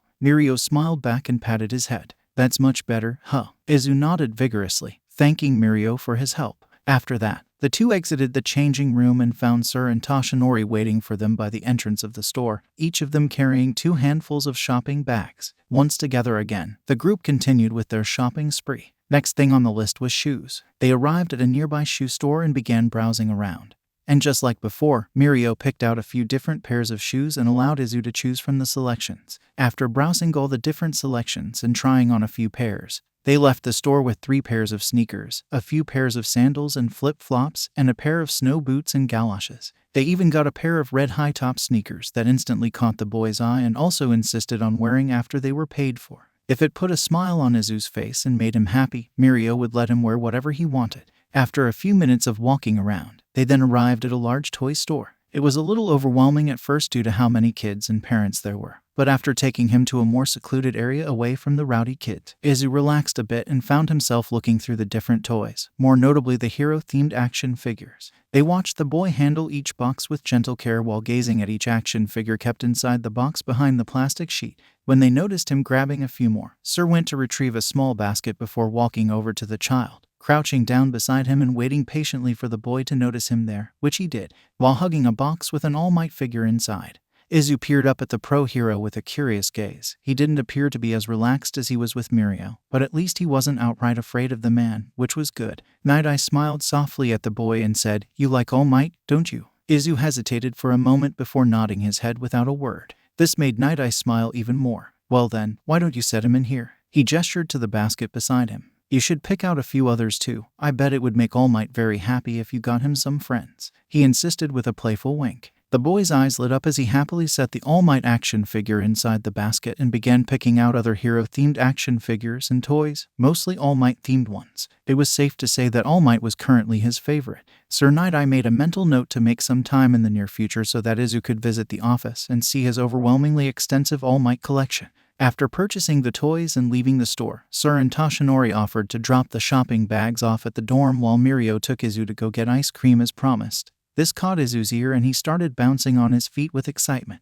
Mirio agreed and proceeded to take Izu to the food court while the two heroes made their way back to the car. But not before Izu insisted on hanging on to one of his new toys, specifically one of his new All Might action figures, to which the two heroes happily obliged. Izu ended up settling for plain vanilla with chocolate sauce and rainbow sprinkles, while Mirio went with his go-to favorite flavor, chocolate with whipped cream and nuts. While eating his own treat, Mirio peered at Izu and chuckled at the look of pure joy and bliss blossomed over his chocolate-covered face as he consumed his ice cream with vigor. "How do you like your ice cream, Izu? Is it good?" he asked, knowing full well what the answer was, but wanted to hear him say it anyway. With a dazzling look in his enormous emerald eyes, Izu said, "It's yummy, but also really cold." Mirio laughed while grabbing some napkins and cleaning his cheeks. "Slow down, Izu, you don't want to get brain freeze, do you?" he warned teasingly while Izu continued to chow down on his ice cream, his newly beloved All Might doll laying on the table beside the boy. When he finished cleaning the child's face, Mirio felt his phone buzzing in his pocket indicating he'd gotten a new message. Upon checking, he saw that Toshinori had messaged him. "Hey, Tagata. Just wanted to let you know that Mr. Nedzu had gotten some of the teachers to help get Izu's room ready. They're already putting the furniture and stuff together, and we're about to help them. Hope that's okay." Mirio glanced at Izu, who was playing with his All Might action figure while quietly talking to himself. Smiling softly with a small chuckle, Mirio looked back at his phone and replied to the message. "Yeah, that's fine. I'm sure Izu will love it." Take your time with it, no need to rush. Not even half a minute passed before Toshinori sent another message in reply to Mirio's. Will do. Just give us about 30 minutes and we'll come back and pick you and Izu up. Take care. Mirio noticed Izu staring at his chocolate ice cream with a curious look. You want to try some of mine? He offered with a grin. Izu nodded vigorously and leaned in closer, scooping a tiny bit of chocolate ice cream with whipped cream and nuts. He held the spoon out to the child and allowed him to eat the frozen treat. The dazzling look that bloomed over his face as his eyes suddenly grew large and appeared to almost sparkle was by far the best thing Mirio had ever seen that day. And he hoped he could do more stuff to make the boy happy like he was now. Just then, he felt his phone buzz again with another message. It actually buzzed 2 more times with more incoming messages. Checking his phone, Mirio was surprised to see that Toshinori had sent him 3 images of Izu's newly designed room. A wide grin spread over the teen's lips as he sent a reply. Yeah, he's definitely going to like that. Can't wait to see his face lol. Exactly 30 minutes later, Mirio and Izu were picked up from the mall and taken to the school. The moment Izu walked through the entrance of UA. Hi, his eyes grew huge with his mouth hanging open from surprise. It was somewhat comical. Upon reaching the front of the main building, the boys were greeted by some of the teachers, including Class 1A's homeroom teacher, Shouta Aizawa, also known as the Erasure Hero, Eraser Head, and Principal Nedzu himself. Welcome to UA Academy. We've been expecting you, Nedzu stated cheerfully as he started walking over. Izu, feeling a little wary of meeting so many people at once, hid behind Mirio's leg and clutched onto the pant leg tightly, to which the teen comforted the child by placing a hand on his back and saying, It's all right, Izu. This is Mr. Nedzu. He's the principal of this school, and he's really nice, he insisted. Izu looked unsure for a moment as he stared at the small animal who was watching him with a patient gaze. You're a pro hero? Izu asked shyly. Nedzu beamed with a happy smile before nodding. Of course, my dear boy. We all are. The animal gestured to the teachers behind him, some of them offering him a small wave and a friendly smile. After a few seconds, Izu slowly retreated from behind Mirio's leg and gave a tiny wave in return. His small hand still clutched onto Mirio's pant leg while his all-might toy was hugged against his small chest. Don't worry, Izu. You're safe here, Nedzu explained in a soft voice. This school is home to some of the most talented and gifted heroes in training. Some of the best pro heroes in the country work here as teaching staff, and it is your home now. So with that out of the way, Nedzu held his short arms out. Would you like to see where you'll be staying? Izu smiled and nodded happily. Mirio took hold of Izu's hand again and bowed politely to the teachers before he led Izu down the walkway towards the dorms, some of the teachers bidding the boy farewell while cooing at how cute he was. After a few minutes of walking, they finally arrived at Class 3B's dorm building. Mirio gave Izu a quick tour of the common area on the ground floor before taking him upstairs to the 3rd floor where his and Izu's rooms were. The moment the teen opened the door to the boy's room, Izu was completely stunned by what he saw. The bed had been dressed with brand new white sheets and a bright blue comforter. An adorable rabbit teddy sat propped against the plush white pillow. The shelf of the headboard was lined with a toy robot, a small stack of children's books, a cute alarm clock, and a box of tissues. On the wall perpendicular to the sliding glass door, which had yellow curtains hanging over it, were a couple of hero-themed posters which were framed and hung neatly on the wall. Near the foot of the bed was a large red beanbag chair and a big toy chest. The desk included a small yellow desk lamp, a pen holder, a few books wedged between child-themed bookends, and a couple of small organizers. A small wastebasket sat between the desk and wall, and a brand new bright yellow Randozru backpack hung on the back of the desk chair. On the wall above the desk was a child-friendly calendar, and a long sky blue shelf where a few stuffed animals of varying sizes sat propped neatly on it. Next to the desk was a dresser with each individual drawer painted in a different color such as red, blue, green, and yellow. And on the top of the dresser were all of the hero-themed action figures the boy had picked out lined up while they were all positioned in their unique signature hero poses. A medium-sized bookcase filled with all kinds of books, toys, and knickknacks sat next to the dresser. In the center of the room was a round kotatsu with a couple of plush cushions tucked under it, with a large, plush lime green rug underneath it. And finally, hanging from the top edges and lining the walls was what looked to be starry fairy string lights. It was hard to tell if they were standard string lights or if they were those fancy rainbow-colored string lights, but Mirio was certain Izu was going to love them. Mirio noticed the way Izu was slowly spinning around while taking in everything he saw. He didn't say a word as he walked around the room to get a better look at everything in it. His hands were fiddling nervously together as if he wanted to touch all the stuff he saw but was afraid to. What do you think, Izu? You like it? Mirio asked. Izu finally looked back at the teen. His expression was a bit unreadable. Is this really my room? He whispered, his hands wringing nervously together. Mirio walked over to the boy and got down on his knees. Of course it is, Izu. This is your room, now. Everything in here is yours. and nobody else's. He gave the boy a soft smile while placing a tender hand on top of his head. If there's anything about the room that you don't like or want to change, all you have to do is ask. Izu was about to say something in response to the teen's comment, but right as he was about to, Mirio, there you are. The sudden shrill voice which belonged to a girl caused Izu to yelp in surprise and Miro to quickly stand back up and turn to face the door. It was then that Mirio saw his two close friends, Nejire Hadu and Tamaki Amajiki, standing in the doorway of Izu's new room, the former being the one to have called out to the blonde teen. Nejire, keep your voice down. You're being too loud, Tamaki warned half-heartedly. But that didn't stop Nejire from talking a mile a minute to their friend. We were looking everywhere for you, Mirio. Why did you leave this morning? Was it for your hero work studies or something? And how come you didn't tell us? Oh, hey, who's this? Is this a friend of yours? Hi there. Before Mirio had a chance to say or do anything, the periwinkle-haired girl quickly walked over to Izu, who was now hiding behind Mirio's legs much like he had before. Nejire was practically hovering over the cowering boy like a hungry, carnivorous predator leering over its scared prey. And Nejire, stop. Back off, you're scaring him, Mirio frantically demanded while trying to keep calm and not scare Izu more. Nejire suddenly looked down and saw the way poor Izu was shaking while hiding his face against Mirio's thigh. Realizing what she was doing and how it was frightening the child, she immediately backed away, a look of genuine remorse and guilt on her face. Oh gosh, I'm so sorry, little guy. Mirio took the time to crouch down to the boy's level again and hugged the boy close before turning to his curious friend. It's a long story, but basically, I'm in charge of looking after him, and he's going to be living here under my care. His friends nodded in understanding as they watched Mirio pull away slightly and cup his hands over Izu's cheeks while gently forcing the child to look at him. It's okay, Izu, don't be afraid. These are my friends. Nejire didn't mean to scare you. She just tends to get really excited about meeting new people. She and Tamaki are both students here, just like me. Izu gazed at him sheepishly before glancing at Nejire and Tamaki, the former offering him a friendly, tender smile before he looked back to Mirio. Your friends, are they nice? He asked tentatively. Mirio nodded with a big grin. Yep, they sure are. Do you want to say hi to them? A few seconds passed before the boy silently nodded and turned to face the girl. Nejire got onto her knees and held her hand out to him, a gentle smile on her face. Hello, Izu. My name's Nejire Hadu. It's nice to meet you. Izu stared at her for a moment before slowly coming closer to her, his beloved All Might toy still hugged close to his chest, and sheepishly held his hand out to her, which she gently took hold of with both hands. Hi, it's nice to meet you, too, he replied with a shy smile. Nejire beamed happily before gesturing to the raven-haired teen still standing anxiously in the doorway.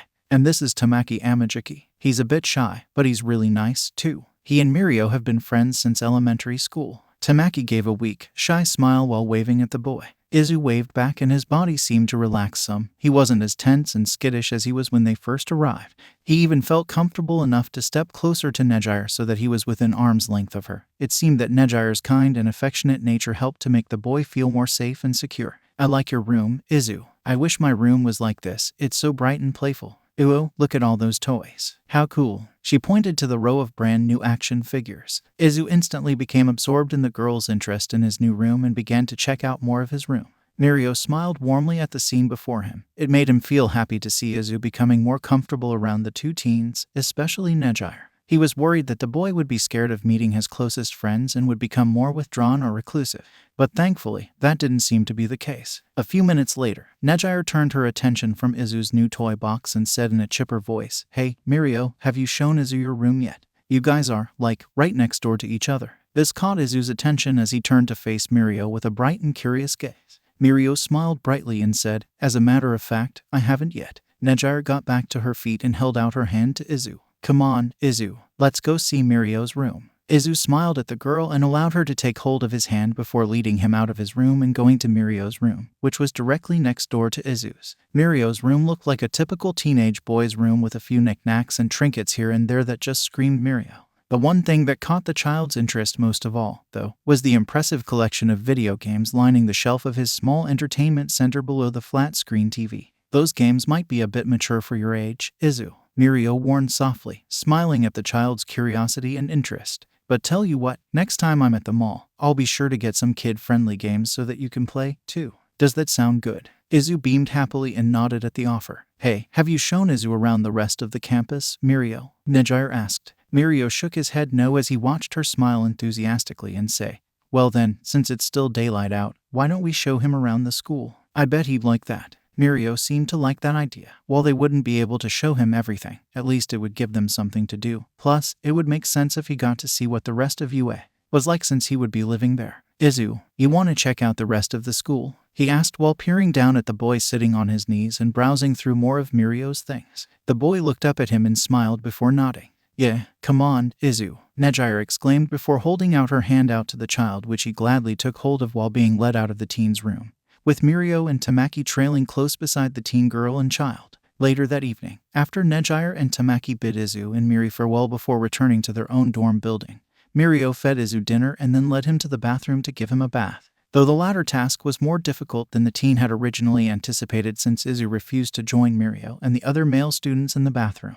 Realizing what the problem was, Mirio decided to wait until the rest of the boys were finished bathing to bathe himself and Izu. But even if it was just the two of them, Mirio noticed how Izu was acting very shy, wary and hesitant to strip off his clothes. After wrapping a towel around his nude waist, Mirio crouched down to the boy's level and said, Izu, do you want me to help you bathe? Izu didn't respond and kept his gaze trained to the tiled floor, his hands clenching and unclenching nervously. Hey, he felt Mirio place a gentle hand on his shoulder, which prompted him to look up at him, a kind and understanding look on the teen's face. It's okay. It's just us here. Nothing's going to happen to you, I promise. He remembered the numerous scars decorating Izu's chest and stomach, and a sick, sinking feeling formed in his gut at the thought of what those monsters might have done to the child, especially for him to feel afraid to undress and bathe in front of another older male. He sincerely hoped that it was just him being paranoid. After a minute or so, Izu finally agreed and began to strip off his clothes and underwear. Mirio gently led the child to one of the stools and proceeded to wash the child's body and hair while noticing the way Izu would tense up whenever his hand got a little too close to his more private areas. He then allowed Izu to wash the rest of his body while Mirio washed his own body so that Izu would know what to do.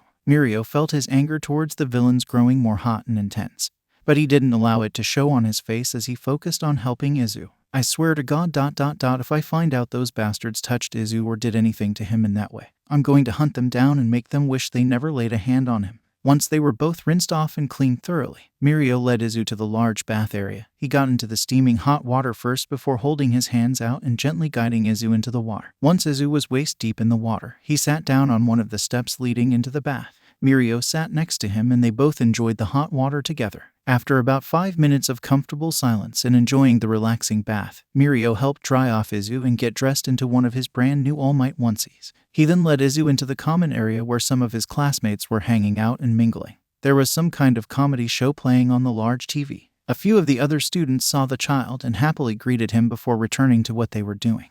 Their homeroom teacher had explained to them Izu's situation earlier in the day without giving away too much info about the boy, and further explained that Izu would be living with them and that Mirio would be the one in charge of looking after them. They all seemed to understand and were sympathetic about the child's situation. Mirio noticed that Izu was beginning to doze off while holding onto the teen's hand. His head began to loll to the side as he tried to stay awake. Checking the clock, Mirio bent down and scooped the drowsy boy in his arms and cradled him to his muscular chest. Come on, sleepyhead, let's get you to bed, Mirio said while heading for the elevator. Entering the boy's bedroom, Mirio pulled the covers back and gently laid the boy, who had completely fallen asleep at this point, against the soft pillow before pulling the covers back over the boy, ruffling his hair gently and standing back up to leave. But before he could do so, he was stopped upon hearing a soft mewling sound coming from the small lump under the thick covers. Don't go, Izu whimpered sleepily. I don't want to sleep alone. Mirio turned back around and gave a sad smile before bending back down to the boy's side.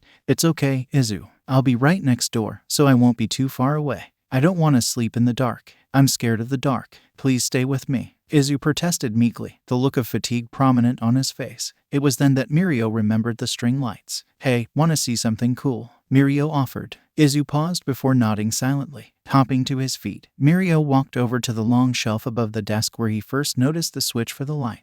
Upon pushing the switch on, the pitch-black room was suddenly illuminated in a soft rainbow glow that stretched along the top corners of the walls. Some of the lights were shaped like tiny stars that appeared to twinkle in the dark of the room. A soft gasp was the boy's reaction as he stared in awe at the lights. And I almost forgot, I got you something while we were shopping. Mirio went to check one of the drawers of the boy's dresser before he found what he was looking for, an All Might nightlight. He plugged the nightlight into one of the exposed outlets, causing more light to softly illuminate the room.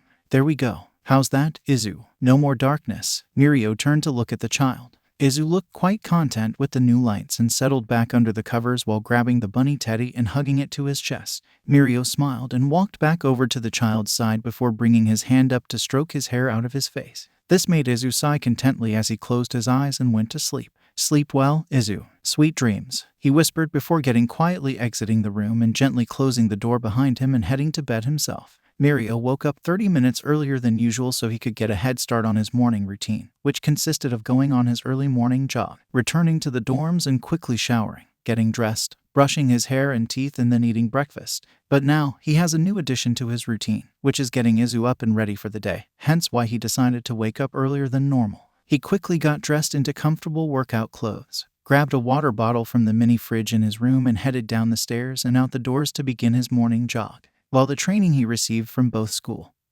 and his work studies was more than enough of a workout for him, he wanted to stay in tip-top shape in order to maintain his physique so that he could better handle One for All's power. Plus, it was a great way to burn off steam and help clear his head. After about 30 minutes, he returned to the dorm building and took a quick shower, got dressed, brushed his hair and teeth, and then went to the kitchen to prepare breakfast. The common area was mostly empty aside from a couple other students. It was 6:30 a.m., so it made sense that some of the others were likely still asleep. He got started on making breakfast for both himself and Izu, while also preparing a bento lunchbox for the child to have for lunch. He thought about letting the boy join him and his friends in the cafeteria, but knowing how being around large groups of people, especially strangers, made the child nervous and scared, that probably wasn't the wisest idea. Maybe once he's gotten used to being around so many people, Izu will come around to it. A few minutes later, after he finished cooking the food and setting the table, Mirio went to go wake up Izu. But as he reached the top of the stairs, he found Izu standing in the hallway outside his room.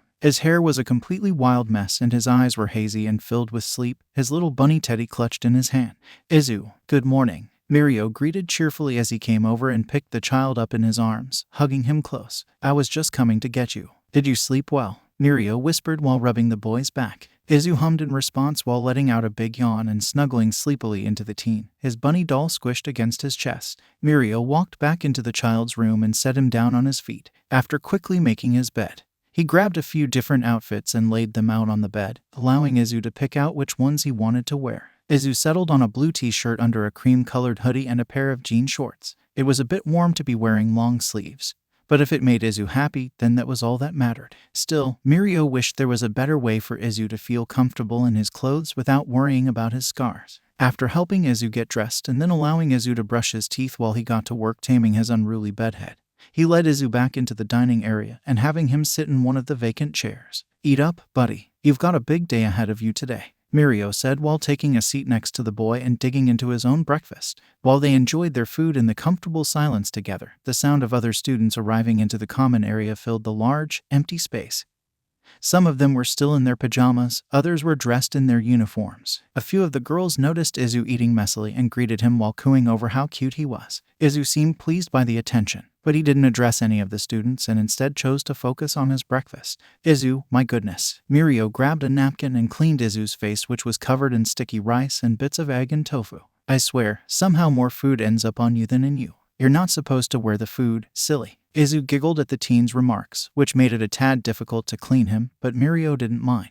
How could he be mad at such a cute little face? By the time 7:30 rolled around, Mirio gently ordered the boy to wait for him by the door so he could get their bags ready before heading off to school. Upon exiting the dorm while holding Izu's hand, Mirio smiled when he saw Nejire and Tamaki waiting for them, the girls smiling brightly and waving at them. Good morning, Mirio. Good morning, Izu, Nejire greeted cheerfully. Izu's face lit up upon seeing the kind girl as he quickly ran over to her and hugged her around her leg. Neji, Izu exclaimed happily while looking up and smiling brightly at her. Nejire smiled even more and got onto her knees so she could hug the child properly, giggling as she felt him nuzzle his face into her hair while wrapping his arms around her neck. Awa hi, Izu. It's good to see you again. The boy pulled away from her, still smiling, and then turned to Tamaki, who gazed at the boy shyly. Maki, hug. Izu held his arms out to the raven-haired teen. Tamaki looked very anxious at first, but when the boy insisted on getting a hug from the introverted teen, he finally gave in and got on his knees and practically jumped back when Izu ran into his awaiting arms and wrapped his own arms around Tamaki's neck, much like he did with Nejire. Tamaki stiffened up at first, but then quickly relaxed and hugged the boy back. He even managed a tiny smile. The scene made Mirio smile warmly as he walked over to his friends and said, "I'm happy that he's become more comfortable around you guys." Nejire got to her feet and smiled at the blonde. "I'm glad, too. I would be sad if Izu was afraid of us, but I'm so happy that he trusts us." After that, the four of them proceeded to make their way towards the school's main building while walking side by side.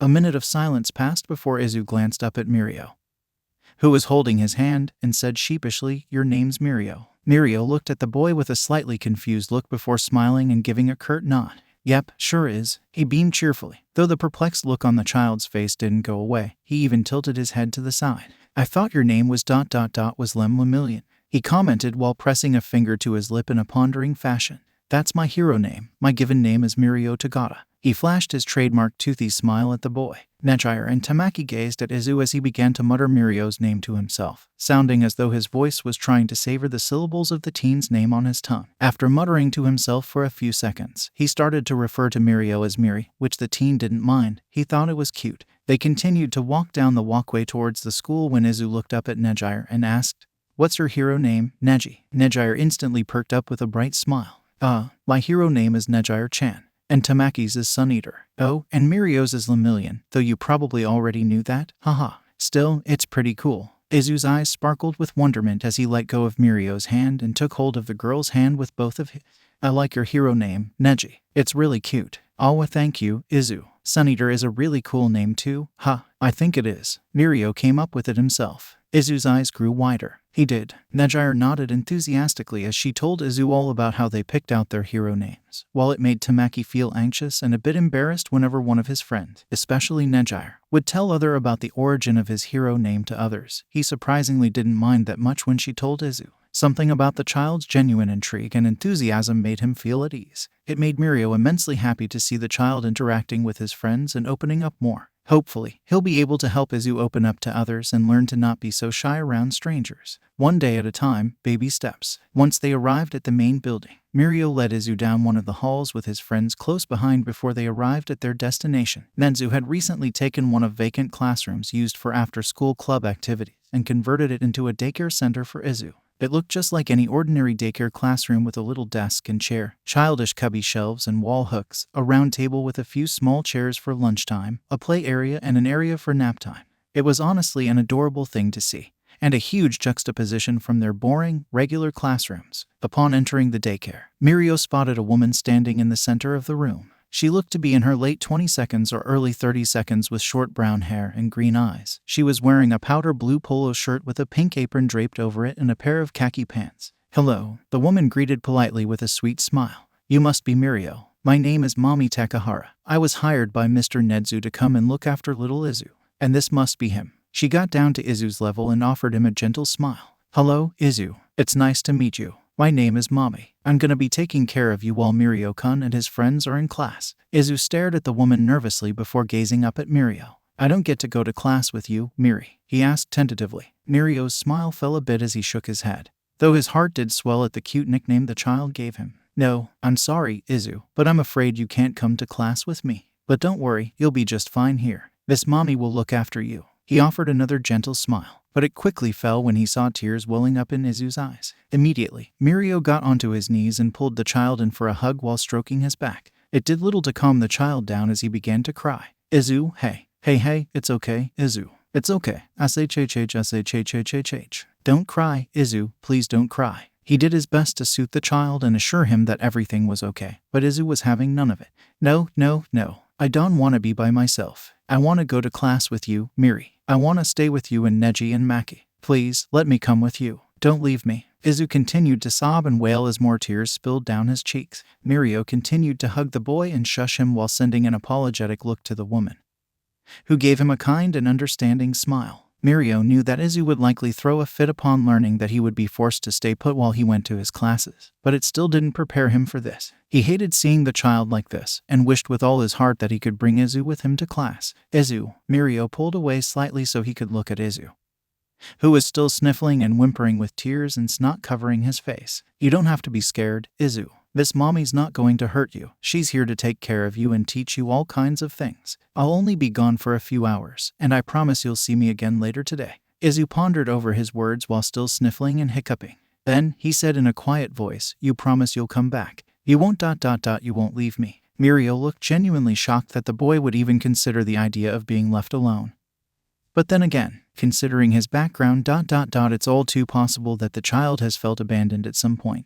And it truly broke his heart. Of course, I'll come back. I would never leave you behind, Izu. And Nejire and Tamaki would never leave you, either. He ruffled the boy's hair softly. You'll be here for a little while. And as soon as classes are over, I'll come and pick you up and take you home. I'll even swing by during lunch and pay you a visit. What do you say? Izu thought about it for a moment while using his sleeve to wipe his nose. Will Neji and Maki be there, too? Of course we will, Zuzu. Nejire responded happily as she got onto her knees beside Mirio and held her arms open to the boy, who instantly came over and allowed her to hug him tenderly. Tell you what, instead of eating lunch in the cafeteria, Mirio, Tamaki and I can come here and we can eat lunch together. It'll be lots of fun, won't it, Tamaki? She glanced up at the raven-haired teen who nodded sheepishly. Izu cuddled against Nejire's chest and sighed. Oh, okay, I'll be a big boy and wait for you to come back. I'll be brave, Miri, Izu replied while turning his head to look at Mirio, a smile spreading over his face despite the tears in his large eyes. Mirio smiled back. Great, I know you will be, Izu.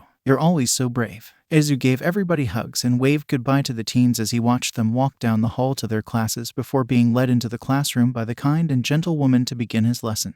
Mirio felt a slight sting in his heart from making the child cry and leaving him like that, but he knew that Izu would be okay once he got used to the temporary separation. He needed this, and while it was really tough to go through at first, he knew that everything would be alright in the end. Only 4 hours to go. Lunchtime rolled in and Mirio, Nejire and Tamaki made their way down the hall towards Izu's classroom with their lunches in tow. Upon entering the daycare, Mirio instantly spotted the head of green curls sitting at the round table with his little bento box on the table. Mommy was busy cleaning the chalkboard while humming happily to herself. Mirio held his gaze on her for a few seconds while thinking to himself, I wonder what kind of quirk Miss Mommy has. Maybe it's got to do with her role as a kindergarten teacher. Oh well. As soon as Izu looked up and noticed Mirio, his face instantly lit up like a light bulb as he got out of his seat and ran over to the blonde teen. Miri, Izu exclaimed with excitement as he hugged Mirio's legs. Miri, you came back. The teen laughed and got to the boy's level so he could hug him back while carefully balancing his food tray. Hey, Izu. Of course I did. I told you I would, haha. The boy pulled away and went to hug Nejire and Tamaki, which they gladly obliged. Once the hugs were distributed, Izu grabbed hold of Mirio's hand and led him to the table. Come, Miri. And Neji and Maki, too. Come. Everybody came to the table and took a seat. Though the small chairs were a tad uncomfortable to sit in, so the teens chose to sit on their knees at the short table. What you eating for lunch, Zuzu? Nejire asked curiously while gazing at the cute bento box. Izu smiled sweetly and opened the lid to his bento box. Look it, he exclaimed with glee while holding his bento out for Nejire and Tamaki to see. The bento had 3 triangle-shaped rice balls in one compartment, and the smaller compartments had some beef, fruits, and veggies. Whoa, Izu, how cute. That looks so yummy, I'm super jealous, Nejire exclaimed in wonderment, which made Izu giggle as he began to dig into his lunch. As they ate their lunch, Mirio would make small talk with the child and ask how he was doing and how he was liking his lesson. Izu would reply by saying that he was having fun and his teacher was really nice to him and has been teaching him a lot. Halfway through their lunch, Izu grew curious about what the others were eating and asked them if he could have a bite, to which they agreed. This is beef ramen, my favorite, Mirio explained while using his chopsticks to hold out a small bit of noodles and meat to the child, who took a big bite out of it and let out a pleased hum. It's yummy, Izu stated happily. He then turned to Tamaki, who was eating takoyaki. Tamaki offered Izu a small bit of his food, and was rewarded with a similar reaction to Mirio's ramen dish. Then it was Nejire's turn. What's that, Neji? Izu asked curiously while staring at the steaming bowl of rice and meat. This is katsudon. It's a pork cutlet bowl with rice, eggs, onions, and all kinds of yummy things. Wanna try some, Zu? She grabbed a piece of pork and rice with her chopsticks and held it out to the child. Izu opened his mouth and ate the offered food. And Mirio had never seen the child's eyes grow so big before. They looked like they were about to pop out of his head. Izu looked like he had just reached cloud 9 as his eyes sparkled with delight and his mouth hung open with a driblet of drool hanging from the corner of it. Then suddenly, he asked for more. Nejire gladly offered him another bite. And then another ... and another. By the time he'd been given his 6th bite of Nejire's katsudon, the bowl was nearly half empty. Izu, hey, don't eat all of her food. Nejire has to eat, too, Mirio gently scolded, but he couldn't help the smile on his face. Izu thanked Nejire for the food and returned to eating his own lunch, but not before offering to give the teens a bite of his food as thanks for them sharing their lunch. They happily took a small bite out of his rice and veggies and thanked him back. It looked like Mirio had just discovered Izu's favorite food, and he would definitely have to remember to make it for lunch or dinner sometime.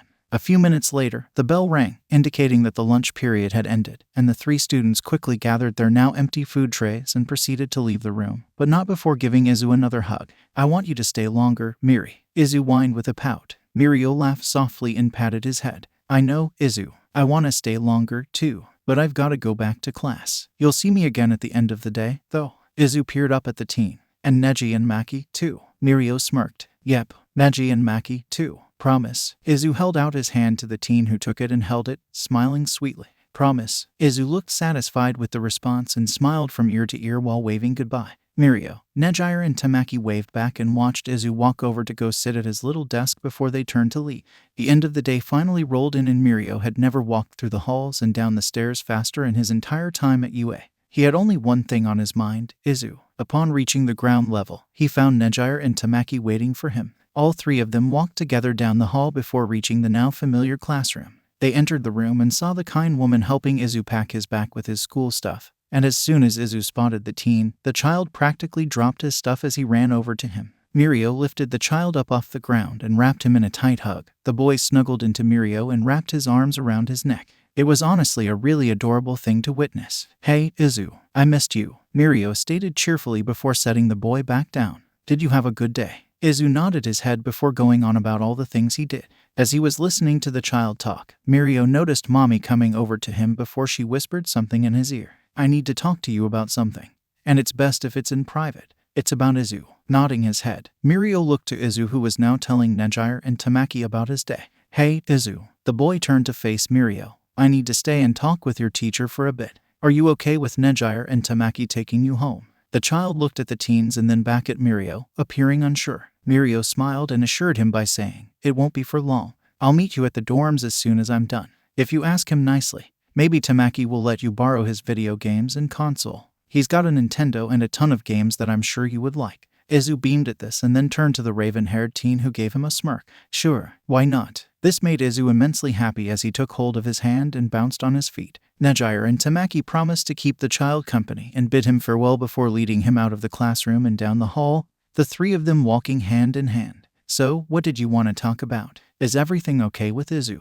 he asked with a hint of worry. Mommy smiled and said, "Izu is fine. He did very well on his first day, and he seemed to really enjoy himself once he felt comfortable enough around me. Once he felt comfortable enough, he started to open up more and even asked questions about, well, anything. From what I can tell, he's a very curious child. He's very well behaved and obedient. He's great at problem solving, and while his reading and writing skills aren't the best, which is understandable for someone in his position, he's very quick to learn." Mirio raised an eyebrow. "But," he pressed, knowing full well that there was more to what she was telling him. She gave him a worried glance. "I wasn't given all of the details on Izu, but I was told by both the principal and the detective in charge of his case that he was a victim of severe abuse at the hands of a group of villains, and that you were the one who discovered him in their captivity and rescued him. Is this true?" Mirio nodded, a sad look adorning his features. Mommy hummed, "I thought so. Izu seems to be quite attached to you, and he also seems to trust your friends a lot too, which is good. But despite his ability to learn and pick up on new skills rather quickly, I fear that the abuse he experienced may have affected him in more ways than one. Separation anxiety is just one of many symptoms he's likely to experience,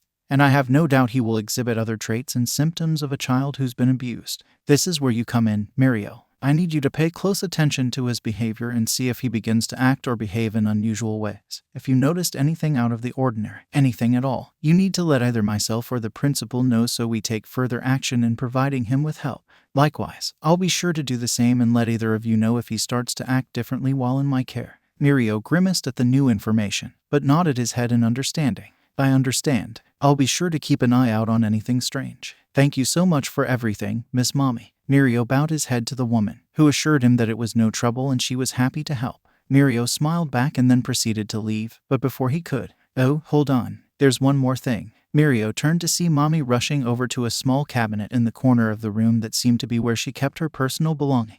He then saw her walking over to him with a smile as she handed him a flat, white jar with a blue lid. "Here, this is for Izu." Mirio took the jar from her and inspected it. His eyes widened when he saw the kanji written on the label. "Scar cream," Mirio whispered to himself. Mommy smiled and nodded cheerfully. I noticed the scars on his legs, figured he had more that he was hiding. So while Izu was napping, I went and asked Recovery Girl if she had anything that would help. She gave me this to give to you, said it would help make the scars less noticeable. It's also supposed to help them fade after a while. Hopefully it'll do the trick. The teen smiled happily and thanked her again, for both the cream and for her help, before leaving the room and making his way back to the dorm. Day 1 was a success. It didn't take long for word to spread about a small child being seen with one of the members of the Big Three. While only a small handful of people, including the teaching staff and Mirio's classmates and friends, were fully aware of Izu and his situation, that didn't keep gossip from reaching to every corner of the UA student body. Izu's presence was like a tiny ember that had quickly turned into a raging fire that spread throughout the entire campus. Even the freshmen soon learned about Izu, and he was currently the topic of discussion for the members of Class 1A. Is it true that there's a little kid living on campus? I heard about it from some students during lunch, but I wasn't sure if it was actually true or not. Yeah, I heard about that, too. You think he's one of the teachers? Why would one of the teachers bring their own kid to live at school? What sense would that make? Plus, how do you even know he's even living here? You have a point. Actually, I think I may have seen him once. He was walking to school with a group of seniors. Ribbit. Seriously? So noisy. TOKOYAMI. Remove yourself from atop that desk. Immediately. Show some respect. Ada, you need to chill out. Seriously. I wonder where he goes during the day. I haven't seen him around the rest of the campus, or at least, not while we're training. I think I overheard one of the students say that they saw what looked to be some kind of little kid's classroom somewhere in the halls. And according to them, the kid was being led by the members of the Big Three. What? Did you say the Big Three? Yeah, but I don't know if it's true or not. For all I know, she could have been making it up. A kid living on campus and going to a kindergarten class on school grounds seems a little too extreme to be just made up. Hey, Bakugu, what do you think? Dude, TCH, you think I give a crap about some shitty little brat? Oh, come on, man, don't be like that. What do you think, Uri? Well, if there is a little boy living at school, maybe we should look into it. I mean, I don't think it would hurt anything if we did. Great idea, Uri-chan. Let's find this kid and meet him. Hell yeah. The dorm building was silent aside from the sound of the gentle hum of the AC and slight snoring coming from a few of the rooms. Mirio was one of those individuals who was snoring while sleeping peacefully ... or at least he was, until he was woken up by a gentle tug on his shirt sleeve and what sounded like faint whimpering and sniffles. He sat up suddenly, which evoked a soft gasp next to the bed, and as soon as he switched on the bedside lamp and the dark room was illuminated in a soft yellow glow, Mirio's panic was replaced with worry as his eyes landed on the trembling form of little Izu. The child appeared distressed with tears rolling down his freckled cheeks and his beloved bunny teddy clutched tightly to his chest. Izu, Mirio whispered as he adjusted himself so he was sitting on the edge of the bed, his voice filled with concern. Hey, what's wrong, Izu? What's the matter? Izu sniffled a bit before he whimpered out, scary dream. Mirio felt his heart squeeze in his chest at the sight of the frightened child.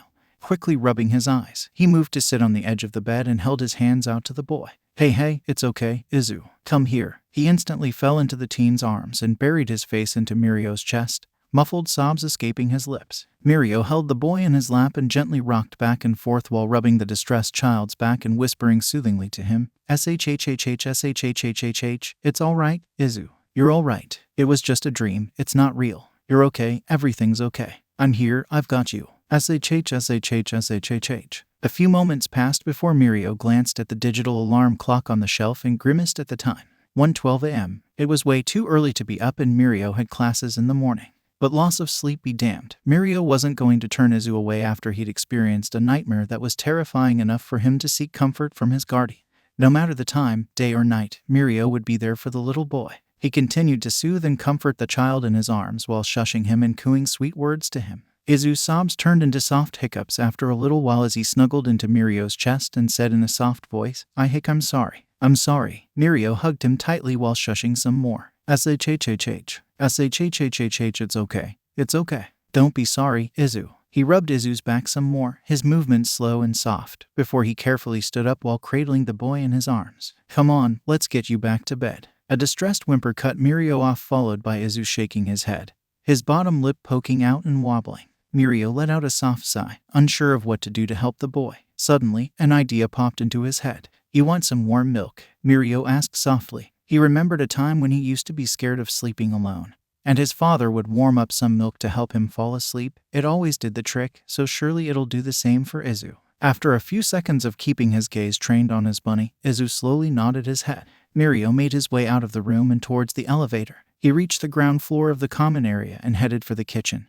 And while still holding Izu, he grabbed a small pot, a carton of milk and a plastic cup and began to heat up the milk on the stove. A couple of minutes later, Mirio handed Izu the cup of warm milk and gently coaxed him to take slow sips. Once the cup was empty, Mirio set the dish in the sink and began cooing softly to the child while rubbing his back and swaying to and fro. This, combined with the effects of the warm milk, was enough to lull Izu back to sleep as his body became lax against the teen's chest, his face relaxed and peaceful looking. Mirio let out a sigh of relief and quietly made his way back to Izu's room where he carefully tucked the boy into bed with his little bunny by his side.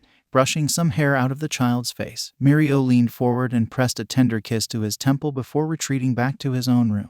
It was the second night of Izu's stay at UA's dorms, and this was the first time since he arrived that he's woken up in the middle of the night due to a bad dream, and it likely won't be the last. Mirio was fully aware of what was to come with taking care of a child who's been a victim to abuse at the hands of dangerous villains. And no matter what, he was going to do everything in his power to make Izu feel safe and loved. He has no idea what the child went through prior to getting rescued, and he's honestly not sure if he wants to know. That wouldn't stop him from making the villains pay for what they did. And the next time he saw them, Mirio would be sure to give them hell. As he made himself this silent promise, Mirio felt himself drifting off to sleep. Mirio woke up a few hours later, groggy but awake nonetheless. He decided to skip his morning jog and instead chose to make Izu a special lunch as a way to both surprise him and make him feel better after having such a rough night. He'd never made katsudon before, but there was a first time for everything, and it honestly didn't seem like a difficult dish. Once he was finished, he carefully prepared the child's bento box with the freshly made katsudon while adding in a healthy assortment of fruits and veggies. It didn't look anything like the katsudon Nejire had for lunch the other day, but at least it looked appetizing. After cleaning up his mess and preparing the rice cooker for their breakfast, Mirio went to go get Izu, but just like the previous morning, he found Izu standing outside his door waiting for him. He looked even groggier and more exhausted than he did the previous morning.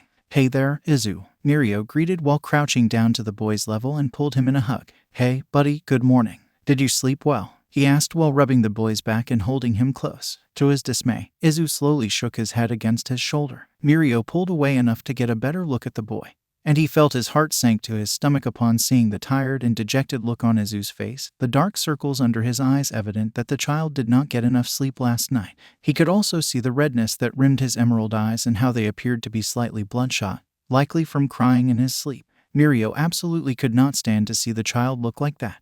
Hopefully the katsudon he made for lunch will make him feel better. "Come here, Izu." Mirio held his arms out and smiled softly as Izu came over and was enveloped in his warm and comforting embrace before being lifted off the ground. "Let's get you dressed so we can get some food in your tummy." He then proceeded to walk into Izu's room, and just like yesterday, allowed Izu to pick out his own clothes. This time, however, Izu wanted Mirio to pick out his clothes for him, which the teen didn't mind. He chose a simple green t-shirt, a white long-sleeve shirt and a pair of brown shorts. He also grabbed the jar of scar cream Mommy had given him. After having Izu undress, he began to carefully add a generous amount of the cool white cream to the marred areas of the child's skin before softly rubbing it in. Once he was done, Mirio began to help the child get dressed.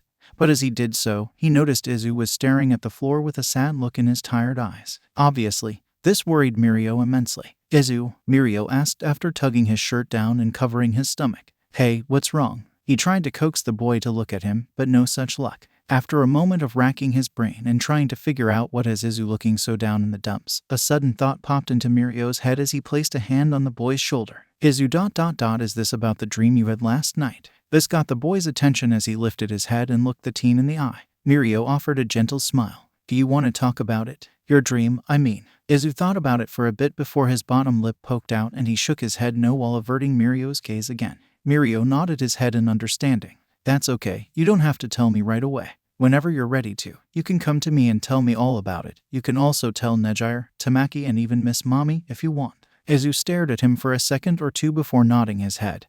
He still looked tired and a bit unsure, but at least he seemed to be more relaxed and less tense. That was something. "Alrighty." Mirio hopped to his feet and held his hand out to the boy who gladly took it. "Come on, Squirt, let's go get some breakfast." They went into the dining room where other students could be heard and seen eating and conversing with one another. A couple of them spotted little Izu and greeted him cheerfully. At least they were friendly with the child, which Mirio was grateful for and appreciated. After eating their breakfast and finishing up with their morning routine, they found Nejire and Tamaki waiting for them outside again, which made Izu happy despite how tired he looked, and all four of them made their way to school. Halfway there, Mirio begins to notice Izu slowing down, and upon looking down he sees that the boy is starting to doze off while walking. He tries his best to keep his eyes open but to no avail. He then quickly scooped the child up and felt him snuggle into him as they continued towards their destination. When they arrived at the daycare, Mommy was there waiting for them just like yesterday morning, all smiley and cheerful. But the moment she saw Izu being held by Mirio, she instantly came over, her face going from cheerful to concerned in an instant. "Awa, what's the matter? Is he not feeling well?" she asked gently while inspecting the boy. Mirio glanced down at the boy while sharing a similar worried expression as Mommy. "He had a bad dream last night, and I don't think he got enough sleep because of it. He won't talk to me about it, either," he explained with a look of concern. Mommy smiled in understanding and came closer. She placed her hand on the boy's back to get his attention. Izu lifted his head and looked over his shoulder and saw the woman holding her arms out to him. "Come here, sweetie." Izu didn't hesitate as he allowed her to pull him out of Mirio's grasp. She cradled him to her chest like a baby while Izu rested his cheek against her shoulder. "Let's go take a nap, honey. It'll make you feel better." "No," Izu whined with a whimper while frantically shaking his head despite being tired and groggy. No nap. I don't want a nap." Izu refused to sleep just so he could avoid living through whatever nightmare plagued his mind the previous night. Mommy shushed the child and rubbed his back soothingly before she decided that this was the best time to use her quirk on him. It was then that Mirio and his friends noticed a faint sweet smell permeating in the room, and it was coming from Mommy. Turns out, the sweet smell was actually lavender, combined with the gentle cooing, the soothing back rubs and the lavender aroma surrounding him. Izu snuggled into Mommy's chest more while letting out a content hum. Mirio smiled when he saw Izu fully relax against Mommy to the point that he looked to be asleep. Mommy continued to coo at the child and rock him slightly while the lavender smell continued to permeate her body. Once the child had completely fallen asleep, she carried him over to where she'd laid out a small plush futon for Izu to nap on and proceeded to tuck him in.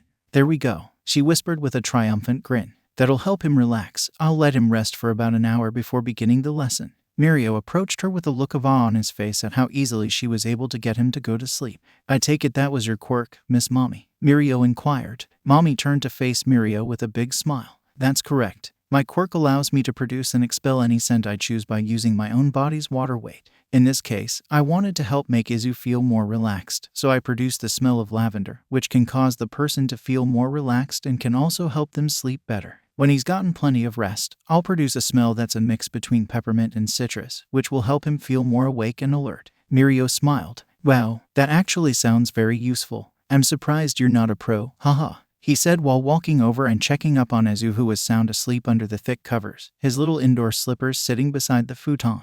Mommy let out a soft chuckle. "I wanted to be a pro hero when I was a little girl, but my quirk wouldn't have been very practical in combat, and my parents didn't think I would enjoy it. But that's all right. I love what I do now, and I wouldn't trade it for anything else. Working with children is honestly the best job I could ever ask for, and my quirk definitely comes in handy when working with children." Mirio smiled with a soft chuckle before standing back up and making his way towards the door, but not before he turned to Mommy and said, "He didn't want to talk to me about the nightmare he had, but if he decides to tell you, would you be sure to let me know, please?" Mommy smiled brightly and nodded. With that, Mirio bid the woman farewell and went over to his friends who were waiting for him by the classroom entrance, and they made their way to class. Lunch rolled in a few hours later, and just like the day before, Mirio and company arrived at the daycare with their lunches in tow, looking forward to having lunch with the little green bundle of joy. Mirio smiled from ear to ear the moment he saw the bright and happy look on Izu's face as he gazed at his bento box. Looks like making katsudon for the boy to cheer him up was the right call, judging by the ecstatic look on his freckled face.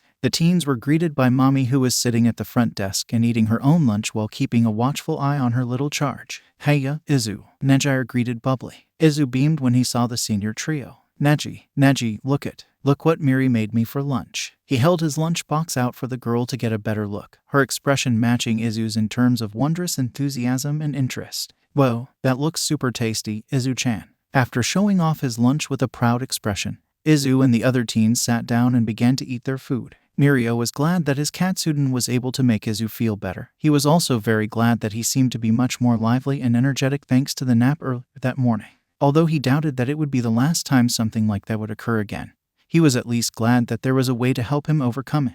They finished their lunches and prepared to bid the child farewell before heading off to class. Izu was saddened to see Mirio go, but he knew that he would see the teen again later, and he instantly felt better. As Mirio and the others exited the hall leading to Izu's classroom while conversing with one another, they didn't notice a small group of students, more specifically a group of freshmen, peering at him and his friends while looking towards the hallway where they had just left from.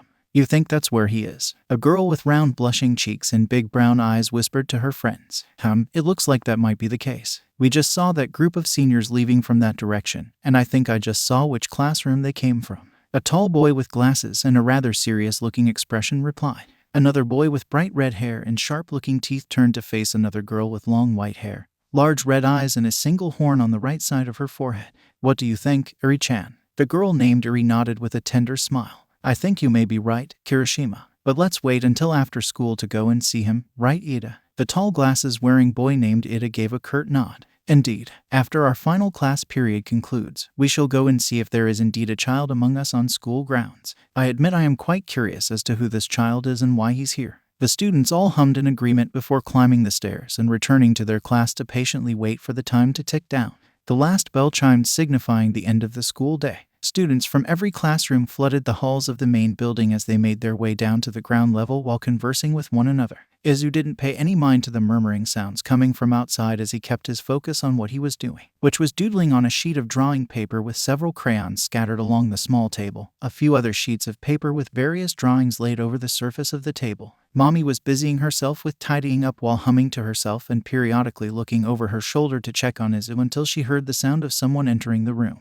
She allowed a smile to spread over her face and turned around to greet who she believed to be Mirio coming to pick up Izu, but was quickly surprised to find that it wasn't Mirio, but a group of students who she had never seen before instead. Instantly, she came over and approached the students. "Oh, hello there. May I help you?" she asked with a hint of caution in her voice. Ida cleared his throat and began to speak. "Our apologies, ma'am, but we're students from the hero course, and we heard there was a small child present on school grounds. We wanted to check and see if this was true." He peered over at the small child sitting at the table, who was now staring at the group of students that were clearly not Mirio, and he just sat there frozen and unmoving. Iri was the next one to speak with her hands held up in a surrender-type gesture when she noticed the skeptical look on the woman's face. "We just came to see him. If that's okay with you, ma'am, it'll only be for a moment. If not, then we can come back at another time." Mommy turned to look at Izu and then back at the freshmen. There looked to be about 7 of them. And while she was sure that they were good kids, she didn't want to run the risk of causing Izu any distress. "1 second, please," she said before turning and walking towards Izu and crouching down beside him so that her back was turned to the students. "Izu, there are some people here who want to meet you. They're students from the hero course. Do you want to see them?" she asked gently. She wasn't against the child meeting new people. Being a resident at a top hero school where hundreds upon hundreds of students congregated every day would eventually lead up to the child running into some students. However, she wanted to at least give him the option of meeting new people and not force him into interacting with them, especially since he tends to be very shy and anxious around strangers. Izu looked over to the class 1 of students who gave him a kind smile. Some of the girls were waving at him and gushing over how adorable the child was. The boy looked back and forth between the students and Mommy, seemingly contemplating whether he should meet them or not. And after a few more seconds passed, Izu slowly nodded his head. I want to meet them," Izu whispered. "I want to try and be brave and make new friends, just like Neji and Maki." Satisfied with the child's answer, Mommy smiled with a nod before standing back up and making her way over to the eagerly awaiting one of students. "Okay, you guys can go and see him, but before you do, there are some ground rules you need to follow. Be very careful when approaching him. Make sure to keep your voices down and no shouting or yelling. Don't crowd around him or touch him unless he says it's okay to. And please, don't make any sudden movements. If you all can follow those rules, then you're welcome to go and meet him." The students looked at one another, confused by the rules and how specific they sounded. But they didn't argue with the woman or question her as they all nodded their heads. And one by one, they came closer to Izu, who was now standing there anxiously. "Hi there, little guy." The girl with long white hair and a single horn greeted in a gentle voice as she crouched down in front of the boy, an arm's length of distance between them. "My name is Iri. What's your name?" Izu fiddled with his hands nervously before meeting the girl's kind gaze and managing a timid smile. "I am Izu." Iri smiled cheerfully at the boy, which seemed to help him relax, if not just a little bit. Then, the others filed in and introduced themselves in more or less the same fashion, some of them getting a little too into it. "Good afternoon. I am Tenya Ida. I am president of Class 1 of the Hero course. It is a pleasure to make your acquaintance." "Heya, I'm Mina Ashido. Nice to meet ya, Izu-chan." "I'm Ochako Uraraka. Hee. It's nice to meet you. My name's Tsuyuasui, but you can call me Tsu. All of my friends do." "Ribbit. The name's Kirishima. Ijiru Kirishima. Nice to meet you, lil dude. I'm Toru Hagakure. Mommy smiled as she watched Izu's body relax, and he even appeared to be openly curious about each of the students and their unique features. Perhaps Mirio's influence may help him break out of his timid shell and not be so scared around others. That is, until the students started to get a little bit carried away with talking to Izu. Oh hey, whatcha drawing, Izu? Is that a big dragon? It looks so cool. Hey, that is pretty cool. Oh hey, look at that one. No way, is that All Might? It is. That's pretty good, Izu. No, it doesn't look like All Might ... It looks more like. Actually, I'm not sure who that's supposed to be. Izu, do you like heroes? Who's your favorite pro hero? Do you like All Might? I think he's super cool. Totally manly. What kind of quirk do you have, Izu-chan? I bet it's super neat. Hell yeah, it is. I'm willing to bet it's just as cool as Bakubro's. Hahaha. Izu did his best to be polite. He didn't want to come off as rude to the students, especially when all they were doing was trying to get to know him better. He knew that it would make Mirio happy to see him opening up to others, and that's what he wanted to do, make Mirio happy and proud of him. But the endless flood of questions, especially the ones about his quirk, were making him feel immensely uncomfortable and even trapped. He could feel his palms beginning to grow clammy and his breathing was starting to turn uneven. This sudden change in the boy's demeanor caught the attention of both Mommy and some of the girls, including Eri. But just before anybody could say a word or stop the incessant question, sorry I'm so late, Miss Mommy. I got held up after class let out. And my homeroom teacher wanted to speak with me about what's going on here. Mirio stood there in the doorway of the daycare, panting and out of breath, and looked at all of the unfamiliar faces in the room. Everyone turned to look at the teen with equally confused and curious looks, and not a word was spoken for what felt like a whole hour but was really just a couple of seconds. The awkward silence was quickly broken, however, when Izu caught a glimpse of the familiar blonde hair and yelled out, "Miri," before immediately running past the small wall of students and into the arms of his temporary guardian. Miri, they're here, Miri," Izu chanted with glee while bouncing on the balls of his feet. Mirio laughed while hugging the boy close. "Yep, I'm here, buddy. Sorry I'm late. I hope you didn't miss me too much." He then glanced up at the students who were still staring at him, some of them murmuring to each other, before Kirishima's face changed from confusion to shock as he stammered out while pointing at Mirio. Hey, aren't you? Holy crap, you're one of the big three, aren't you?" A collective gasp was heard before the others, minus Eri and a couple of others, suddenly surrounded Mirio and Izu, much to the latter's dismay. Mirio instantly diffused the situation by lifting Izu off the ground and taking a big step back. Okay, just relax, everyone. Don't crowd Izu too much, it scares him, he stated while checking Izu to make sure he was okay, which he seemed to be judging by the way he was snuggling into him. The freshman students gave an apologetic look. Oh yeah, sorry about that. Kirishima laughed nervously. So, is he, like, your little brother or something? Mina asked. Mirio was caught off guard by the sudden question before he quickly stammered out a reply. No, he's not. I'm just looking after him, he said with a big grin. Not noticing the subtle sadness in Izu's eyes upon hearing that statement, Mirio had hoped this would be the end of the questions. But all it did was add fuel to the ever-growing fire as more and more questions came flying out of the Class 1 students' mouths. So then, how did you come to meet him? And why is he here? Is he one of the teachers? If so, that would explain why there's a daycare on campus. How come you're looking after him? Did something happen to him or his parents? Do the other teachers know about this? I would surely hope so. He's so cute. He reminds me of a tiny little bunny. The more questions were sent Mirio's way, the harder it became for him to both stay cool and calm while also keeping Izu from freaking out, especially when one of the boys decided to come closer and get a peek at Izu, who was ducking his head away from view. Okay guys, I understand you're all very curious about Izu, but all I can say is that I've been put in charge of looking after him. He glanced down at Izu, who was glancing at the students with a curious gaze. Mirio had a slightly serious look on his face as he remembered the day he first found Izu.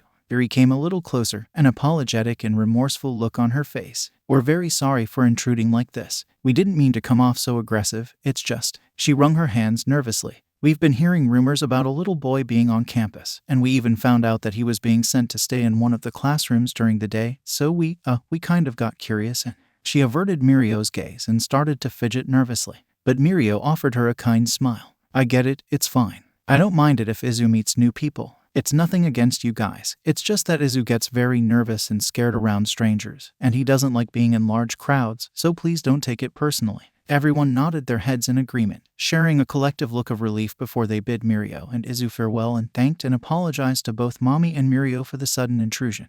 Once that was done, Mirio set Izu back down so he could collect his things. He thanked Mommy for her help again, and he and Izu left the classroom together while Izu began showing Mirio one of the drawings he did in class. "Oh wow, Izu, these are really good," he praised cheerfully. "Is this one supposed to be me?" he asked while holding up the drawing of him in his hero costume and appearing to be flying in the air around a bunch of puffy clouds. Izu gave a toothy grin and nodded proudly. Mirio ruffled his hair and said, "Well, I know the perfect place for this, right above my bed. That way I can see it every morning when I wake up and every night when I go to bed." This made Izu immensely happy as he began bouncing around while chanting about how he was going to make even more drawings for Mirio, as well as drawings for Nejire and Tamaki. Mirio laughed softly before he changed the subject. "So, you got to meet some new people, I see," he stated in reference to the freshman students. Izu looked up at him and nodded, though his expression was a bit hard to make out. "Were they nice to you?" Izu nodded. "Uh-huh, they were." Mirio tilted his head. "Did they make you feel nervous?" He watched Izu carefully as he tried to get a read on the child's mood. He didn't seem to be nervous or off-put by what just happened, but he also didn't look particularly thrilled that it did happen. Izu managed to shrug his shoulders. I was a little scared ... but I know that you want me to be brave and make lots of friends. I want to be a big boy and be real brave like Miri. I want to make more friends like Neji and Maki." Mirio smiled and nodded, happy that Izu was at least trying. That's all he could ever ask of the boy, was to try. The next day was somewhat the same as the day prior, minus Izu having a nightmare and not getting enough sleep from it. The routine was more or less the same as it was before. Drop Izu off in the morning, come have lunch with him, and then pick him up after school and return home with him. And thanks to the help of his closest friends, the routine was never repetitive or boring, and it made the overall pacing very enjoyable for both Mirio and Izu, which the former was happy with. However, after his third period class, Mirio was called into All Might's office, where he informed the team that Sir Nidai had called and needed him to come to his agency after lunch for a very important meeting in regards to a new mission. When asked how long the meeting would be for, All Might simply replied with, "Not sure, but Nidai said that your presence is very much needed. You'll likely also be doing some patrolling afterward, too." In other words, Mirio would be gone for the rest of the day and wouldn't be able to pick Izu up after school. Great. During lunch, while Izu munched on his food while talking with Nejire and Tamaki about his day, Mirio was trying to work up the courage to break the news to him, and in all honesty, he was probably making a bigger deal out of it than was necessary. "Well, here goes nothing. Hey, Izu." The boy turned to look at the teen. His cheeks were puffed out like a chipmunk from being filled with rice and meat before swallowing it down. "So, listen, buddy, I've got a really important meeting to go to at Sir Nidai's office after lunch ... and there's a chance that I'll be gone for most of the afternoon." He paused so that Izu could take in the information, while also paying close attention to any changes in his mood or expression. As soon as he saw the child's brows furrow and his bottom lip poke out, he quickly tried to comfort him. "But don't worry," he frantically assured. "I'm only gonna be gone for a little while, and I promise to be back as soon as it's over. And also," he turned to his friends who were watching the teen, "Tamaki and Nejire will be here to come and pick you up after school. They'll keep you company until I get back." "Ooh, actually," Tamaki interrupted the blonde while raising his hand up anxiously. "I got called in by Fat Gum earlier ... He wants me to come out and do some patrolling around Esuva ... Said something about recent villain activities taking place in the Kansai region. So I won't be able to look after Izu today." He ducked his head down and avoided Mirio's gaze. "Sorry, Mirio." The teen clapped him on the shoulder and offered him a friendly smile. "It's all good, man. No need to be sorry," he assured, though that didn't keep the subtle disappointment off of his face. No worries, Mirio," Nejire chimed in. "I'll look after Zuzu. I'll come pick him up and wait for you at your dorm." She then turned to face Izu, who still had a little pout on his face but thankfully didn't look as though he was about to start crying. "What do you think, Izu? We can do all sorts of fun things, like playing hide and seek, playing pretend superheroes. Ooh, maybe you can show me how to make one of those really awesome drawings you made before. They were so neat." She then leaned in closer so she could whisper something in his ear. "And if you want, I can show you my quirk and how it works," followed by a playful wink. Izu pondered over this for a beat. He still didn't seem to like the idea of Mirio being gone for most of the day, but he also wasn't against getting to spend time with Nejire, who has become somewhat of a big sister figure to him. After careful consideration, Izu finally looked at the bubbly girl and nodded his head with a smile. "I want to play with Neji Wanachin." Mirio and Tamaki both had to stifle a laugh upon seeing the look on Nejire's face. She looked like she was about to die from the overwhelming amount of cuteness coming from Izu before she squealed and gushed and then proceeded to lift Izu out of his seat and prance around the room, all while little Izu was squealing with laughter. Mirio smiled fondly at the scene before him. Maybe this won't be so bad, after all. At least I've got awesome friends like Tamaki and Nejire with me. After the lunch bell rang signifying the end of the lunch period, Mirio went to hug Izu goodbye before pressing a kiss to his forehead which elicited an "oh" from both Nejire and Mommy. "You be a good boy for your big sister while I'm gone, okay Izu?" The child nodded happily. "You do as she says and listen to her, okay?" Another happy nod. "I will, Miri Nai. I'll be a very good boy." This made Mirio blush and also caused the two women to gush at the adorable display. Oddly enough, Mirio didn't particularly mind being called Big Brother ... but still, he didn't want to hold on to it, either. Mostly because, well, he dreaded the day that his family would eventually come forth to reunite with him and inevitably take him back to his real home. He felt incredibly selfish for thinking like that. But no matter, until the day came when his parents turned up to collect him and bring him back home where he could live a happy life as a normal, happy and healthy little boy. He would cherish each day, each second, that he had with this sweet and adorable child, and he would make sure to make the most of it. When the final bell rang at the end of the day, Izu stood next to Mommy with his little backpack while waiting patiently for Nejire to arrive. Not even 5 minutes after the bell rang, the periwinkle-haired girl poked her head in and smiled cheerfully.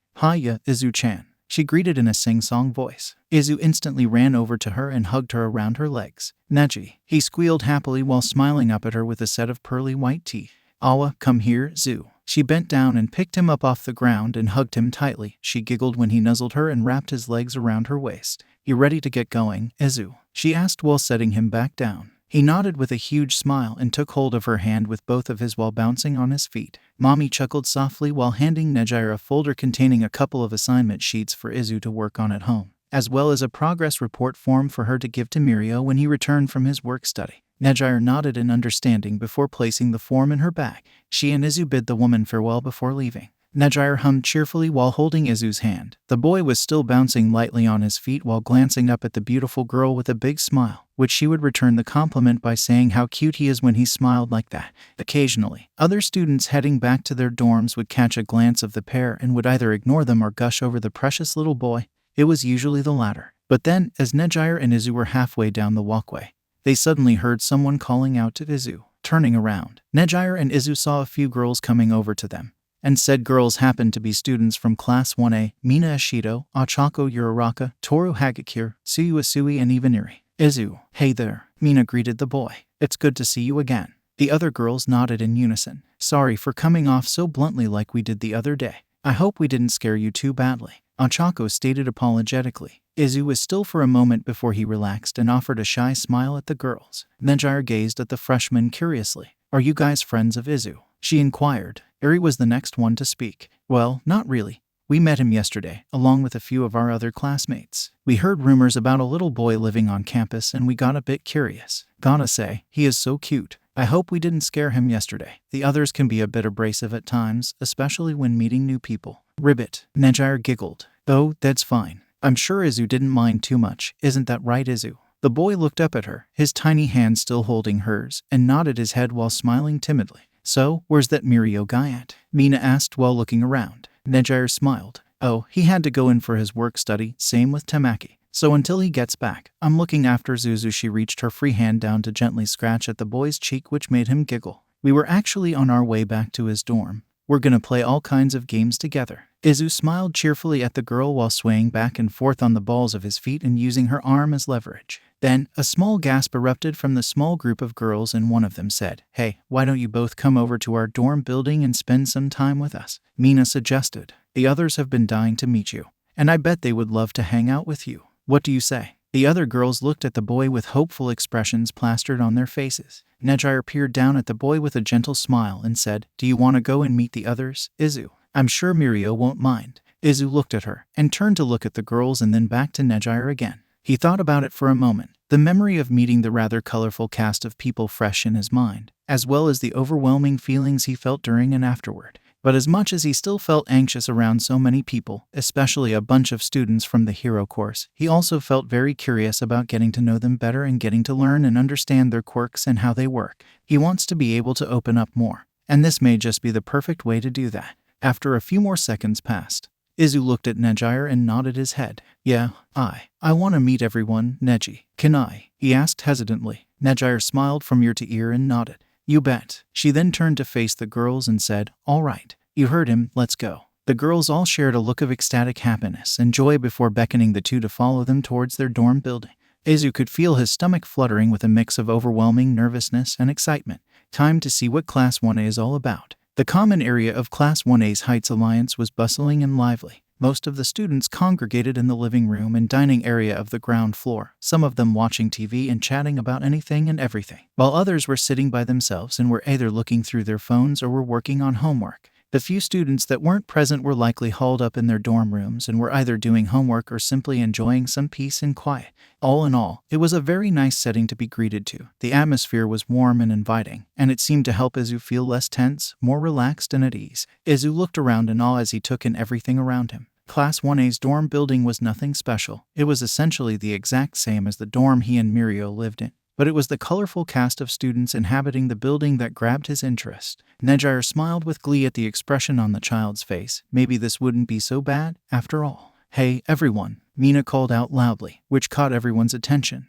"We have a couple of guests. Come and meet them." Everyone glanced over at the two unfamiliar people standing in the foyer with some of the girls surrounding them. The moment everyone's eyes landed on the green-haired little boy, it was as if whatever they were doing prior to their arrival was far less interesting as they came over to see him. Some of them stayed a few feet away and chose to observe from afar while the others wanted to get up close and in person, though they made sure not to encroach on the boy's personal space too much, given the way he was semi-hiding behind Nejire. "No way. So, it's true. There's actually a kid living on campus with us. Well, if we're being technical, we would also be considered kids as well. He's so tiny and cute. He kinda reminds me of a little bunny. Or a kitten. We still don't know if he's one of the teachers or not." As some of the students had their back and forth discussions and monologues, others took the time to actually greet the child and get to know him better. Nejire coaxed Izu into coming out of his hiding place behind her legs and released his hand while taking a step back. She kept a watchful eye on the child as he was greeted by a gorgeous tall girl with long black hair styled in a messy ponytail and black, kind-looking eyes. She got down onto her knees a couple of feet in front of the boy and flashed him a tender smile. "Hello there," she greeted politely. "My name is Momo Yaoyorozu. I'm the vice president of Class 1A. What's your name?" The boy looked back at Nejire, who smiled softly at him and gave a curt nod, as if to encourage him to be polite and talk with the girl. He looked back at her and replied shyly with, "Izu." Momo smiled even more. "It's a pleasure to meet you, Izu. We've heard so much about you. You seem like such a lovely boy." She then held out her hand to the boy, who reached a timid hand out and placed it in hers. Momo shook his hand while still smiling, and Izu seemed to relax a little. Then, some of the others began to follow suit and introduce themselves to the boy while allowing him to take in their unique and somewhat strange appearances. So far, it seemed to be going very well. Izu seemed to be relaxing little by little and even began to approach some of the students on his own and would ask questions about each of their quirks, especially those who had unique physical features such as Anjiro, Mina and Siro. Then, Izu noticed Takoyami leaning against the wall near the kitchen with his arms crossed over his chest, appearing to not be as interested in getting to know the little boy, but not in a way that made him come off as cold or uncaring. He probably didn't want to frighten the child with his appearance. That seemed to not be the case, however, as Izu began to walk towards the avian teen, albeit cautiously, before stopping just a few feet from him. Takoyami hummed in a low voice as he acknowledged the boy, who tilted his head and gazed at him curiously. "Hello," Takoyami greeted in a flat but calming tone. "I am Fumikage Takoyami. And you are Izu, I take it?" Izu gazed at the avian teen with a wondrous glint in his big green eyes, likely taking in the teen's strange appearance. But before he could say a word, Izu let out a small gasp and jumped back a bit as Takoyami's quirk, Dark Shadow, popped out from his body and was now leering down at the boy with an ominous gaze. "Ooh, who is this? A new friend. Nice to meet you, small fry. The name's Dark Shadow. Oh, don't mind Fumi, he can be a real party pooper sometimes, which is where I come in." The shadowy creature paid no mind to its owner, who was now watching the scene completely shocked and appalled by what his quirk was doing. The other students watched the exchange with a bit of nervousness and hesitation, unsure of what to do. "Dark Shadow, cease this behavior at once," Takoyami hissed. Dark Shadow turned to look at its owner and snickered. "Oh, come on, Fumi, don't be such a stick in the mud. I'm just trying to be friendly with the little guy. Nothing wrong with that, right?" Takoyami let out an irritated groan at his quirk's disobedience. "Dark Shadow, I mean it. Stop this behavior and return to me this instant before you end up frightening the boy." But he was cut off when he and everyone else was stunned by what happened next. Rather than being scared of the shadowy monster, Izu began to giggle and smile as he started to pet Dark Shadow, who was now nuzzling the boy, making him giggle more. A giant wave of relief flooded the room as everyone, including Takoyami, instantly relaxed as Izu continued to play with Dark Shadow as if it were an oversized dog. This is definitely not what anybody had expected to happen, especially with how skittish and shy the child was upon first meeting them. He was already making great progress by willingly interacting with others, and now he's even started to become well acquainted with the sentient shadow creature of the one person that everyone thought he would openly try to avoid due to Takoyami's serious and reserved disposition. The boy was full of surprises. Izu was so distracted by the playful shadow creature that he didn't notice another student standing beside the avian teen. Said student happened to be Mezu Shaoji, a friend of Takoyami and a fellow hero in training. Shaoji used one of his tentacles to form a mouth which hovered near the shorter teen. Well, at least he seems to get along well with Dark Shadow. It could have been way worse, huh? Takoyami hummed in agreement while he and Shaoji watched the child and Dark Shadow carefully. But the moment Izu noticed Shaoji standing there and glanced up at him, that was when all hell broke loose, which nobody, not even Shaoji himself, saw coming. The child froze with a sharp gasp, and his eyes grew so huge that they looked like they were about to pop out of his head. And then, the scream was so ear-piercing and jarring that even Dark Shadow flinched and cowered away from the sudden shriek. The child's terror-filled scream echoed throughout the entire common area and quickly turned into heart-wrenching sobs and wails. Izu attempted to cover his face with his hands, but the overwhelming fear and anxiety coursing through him made it to where he was trembling so hard he could hardly move his arms, let alone his entire body. Shaoji carefully approached the visibly frightened boy and crouched down in front of him. Hey, it's okay, little guy. Don't be scared. He then proceeded to reach a hand out to the child. It was then that things turned real ugly, real quick. No, stop. Get away from me. Get away. Izu screamed before scrambling backwards in an attempt to get away from the now confused teen. The boy began to cry and sob uncontrollably while curling up into a tight ball on the floor. He covered his head with his arms and was trembling so hard it looked like he was vibrating.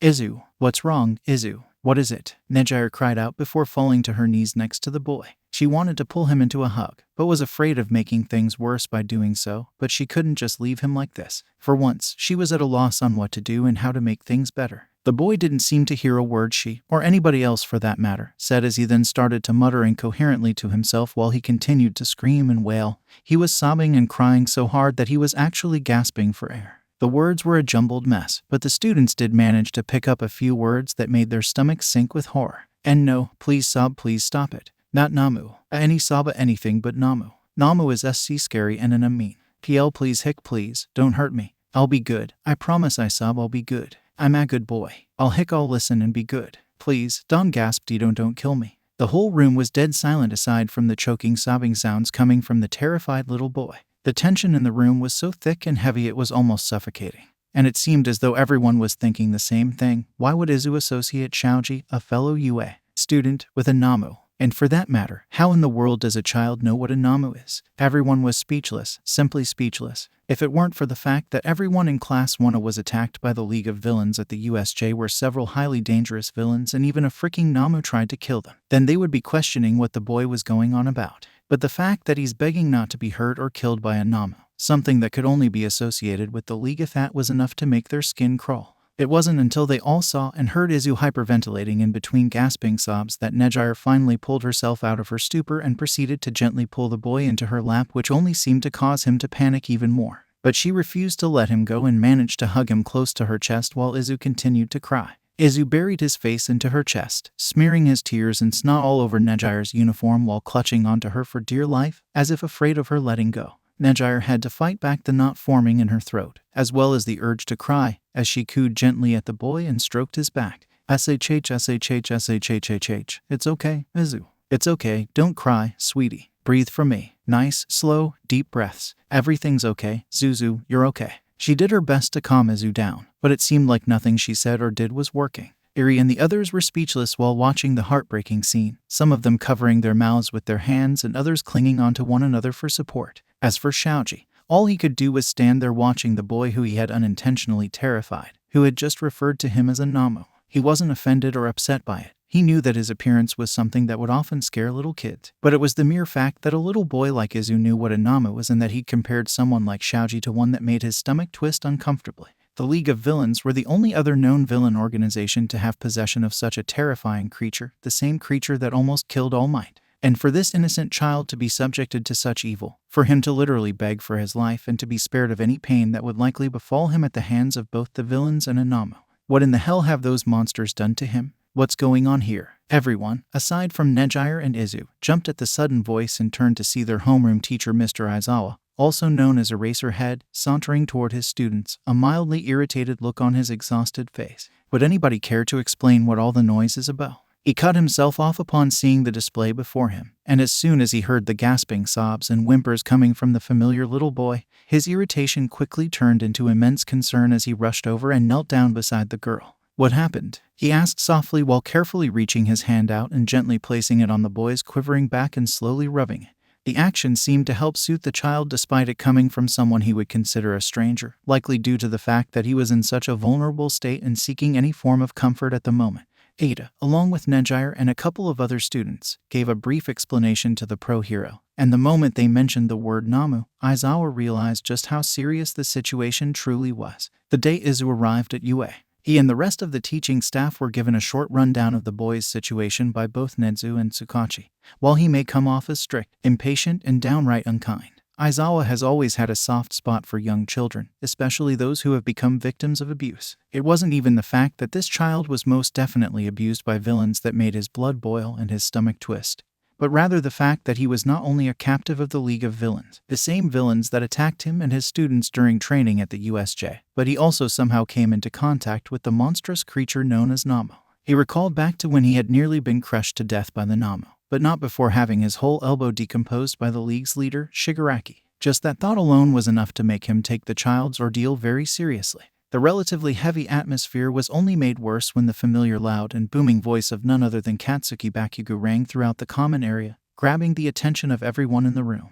What the hell is with all the damn yelling? Huh? He bellowed while descending down the stairs and into the living area. I can hardly concentrate on this stupid English assignment with all the crying and shit. He paused when he saw some of his classmates, their homeroom teacher and another student who he didn't recognize huddled in a group. As he came closer, he then spotted little Izu cowering against Nejire and continuing to cry. Bakugo's brow twitched. So, it's that brat that's been making all this damn noise. Who the hell is he, anyway, and what the hell is he doing here, huh? His angry barking seemed to only frighten the child even more, which earned him an angry glare from his classmates, but he didn't seem to understand or even care. Bakugo, keep it down, will you? If there's anyone in here who needs to stop yelling, it would probably be you, another student, Shouto Todoroki retorted in a more calm voice as he too came downstairs to see what the commotion was all about. Bakugo merely scoffed at the comment. Nobody asked for your opinion, icy hot. Aizawa shot the blonde a glare before turning his attention back to the child, who was shivering like a leaf. He forced himself to remain calm and ignore his students' disregard for the boy, and instead focused on tending to the frightened child. Hadu, take Izu somewhere he can calm down. The courtyard would probably be best. I need to have a word with my students. It'll only be a moment. Nejire nodded without a word and proceeded to cradle Izu in her arms before standing up and heading for the courtyard, his backpack long forgotten in the foyer. He began to whimper in protest before Nejire gently shushed him. Come on, sweetheart, she cooed softly. Let's go have some quiet time, okay? It'll make you feel better. As soon as she and Izu were out of sight and earshot, Aizawa turned to his students, shooting the angry blonde one more glare before returning his attention to the students.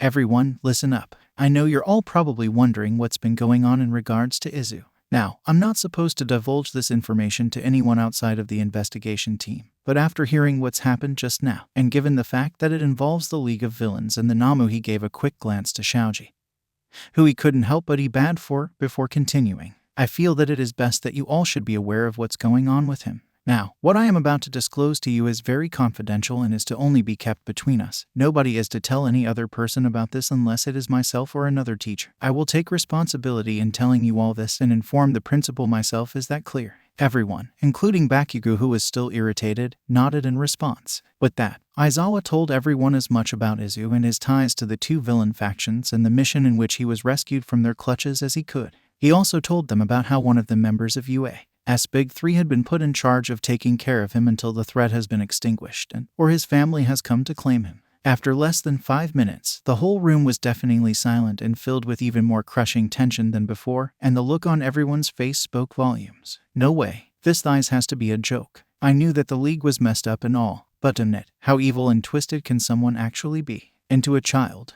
it's easy to forget that, despite the number of pros out there, we still live in such a messed up world. It's simply awful. He looks so young, too. Who the hell keeps a small kid locked away like that?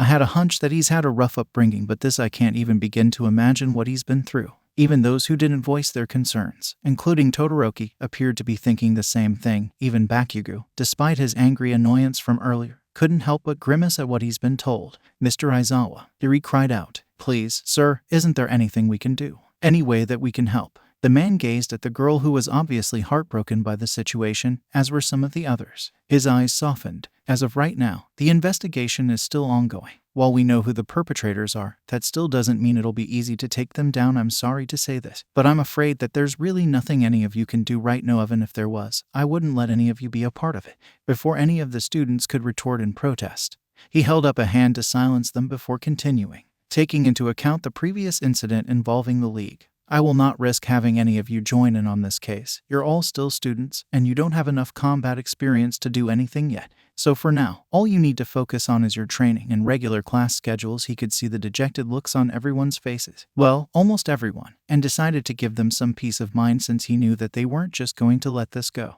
However, they all returned their attention to the teacher. If you still insist on helping out, I'll allow you to assist Togata and Hadu with looking after Izu and making sure he's taken care of. Now keep in mind, this doesn't exempt you from your class obligations.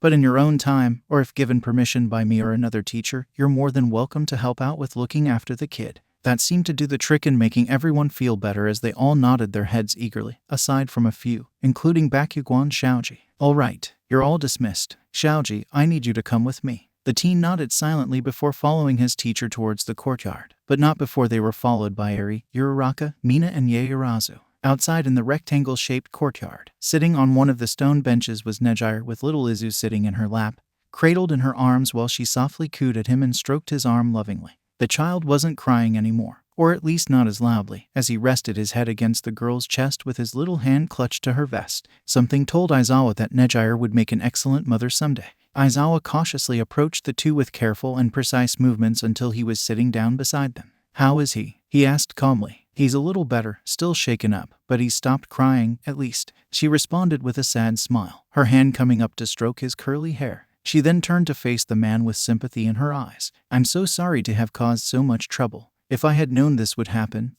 It's okay, Aizawa interrupted. It's not your fault. None of us could have known that this would happen, so don't blame yourself. He then lowered his gaze to look at Izu, who was staring at him with a bit of hesitance and fear. His poor face was red, blotchy, and tear-stained, and his brilliant green eyes were puffy and bloodshot. He offered the child a soft smile. Hey there, kid. You feeling okay? Izu was silent for a moment. He looked around and noticed Eri and a few of the girls standing near the doorway, and he even saw Shaoji standing beside them before he returned his attention to the teacher and silently nodded his head. That's good. I was told about what happened and sorry you had to go through that. He then turned and gestured for Shaoji to come over, which he did, taking a few steps towards Izu and Nejire before stopping about 1.5 meters away. You remember Shaoji? Aizawa asked softly. Izu glanced up at the teen, who gave him a friendly wave. And despite most of his face being obscured by the mask, it looked as though he were smiling with his eyes. Izu nodded, appearing more anxious now that the teen was present. Aizawa cleared his throat and continued. Well, he's one of my students, and while I understand what caused you to be so startled, I can assure you that he's not a Namo. He's a student who's training to become a hero, just like everyone else here. That's right, Izu. Aizawa and Shaoji turned and saw Eri quickly coming over to vouch for her fellow classmate, a bright smile on her pale face. Shaoji is really nice and sweet. He's probably one of the sweetest people in our class. Just then, the other girls came over and voiced their opinions as well. Yeah, he may look really scary, but Shaoji's really friendly and is super nice, Uraraka stated. Mina nodded and said, it's true. He's real sweet and gentle, and he wouldn't hurt a fly, well, unless that fly happened to be a villain that was hurting people, but other than that, Shaoji is such a sweet guy who's always willing to help others. Aizawa nodded his head in agreement with his students before speaking again. I don't know what all you went through while in captivity, Izu, but I can assure you that not a single person here will hurt you. Our job, as both pro-heroes and heroes in training, is to protect people, and that includes you. So he gestured to Shaoji again. Do you want to try and say hello to Shaoji? They all waited with anxious anticipation for the boy's response. He sniffled while looking back between Aizawa and Shaoji, and even glanced at the girls and Nejire, as if he were trying to get their approval on the man's proposal. He then looked up at Shaoji himself, who tilted his head and gave him that same look that made it seem as though his eyes were smiling. After what felt like an eternity, Izu silently wiggled out of Nejire's grasp, and with his hands wringing nervously together he ever so slowly began to walk over to Xiaoji. Xiaoji knelt down to the boy's level, although there was still a major height difference between the two, and he didn't say anything. He patiently waited for Izu to come to him rather than trying to coax him into coming forward. And for a moment, it looked like he was about to do so as he slowly and steadily came closer. But then, a flash of fear overwhelmed him, and he instantly turned around and went back to where Nejire was sitting and climbed into her lap, a tiny whimper leaving his lips as he buried his face into her shoulder. "I'm sorry," Izu whispered, guilt and shame prominent on his little face and in his voice. No, it's okay," Aizawa assured gently while rubbing his hand over the boy's arm in a comforting motion. "These things take time. There's no need to rush, and there's also no need to feel bad." Xiaoji nodded in agreement. "He's right. I'm not mad or upset if anything. I feel really terrible that this happened. As I said, this isn't something any of us could have seen coming. Regardless of the circumstances," Aizawa explained while continuing to stroke the boy's arm with the tips of his fingers. "We'll give him some time to adjust. And once he's more comfortable, maybe he'll want to try and talk to you again." Xiaoji nodded before bowing his head and taking his leave. "Should we call Mirio and tell him about this?" Nejire asked curiously. Aizawa shook his head. "No, that wouldn't be a good idea at the moment. We'll wait until he gets back to do so. I'll be the one to inform him of the incident. But in the meantime, you're both welcome to stick around until he gets back." Nejire smiled and nodded before getting back up with Izu in her arms. Then, the girls looked at one another before sharing a knowing look and then turning to the boy. "Hey, Izu," Mina chirped. "You want to meet Kuda's bunny? He's super cute and soft." Izu's eyes widened at the mention of meeting a real-life bunny and he nodded his head. With that, Nejire and the other girls took Izu back inside the dorm, leaving Aizawa alone with nothing but his own thoughts. He rubbed his temple as he could feel a headache beginning to stir, an irritated sigh leaving his lips. Definitely not how I wanted to spend my evening.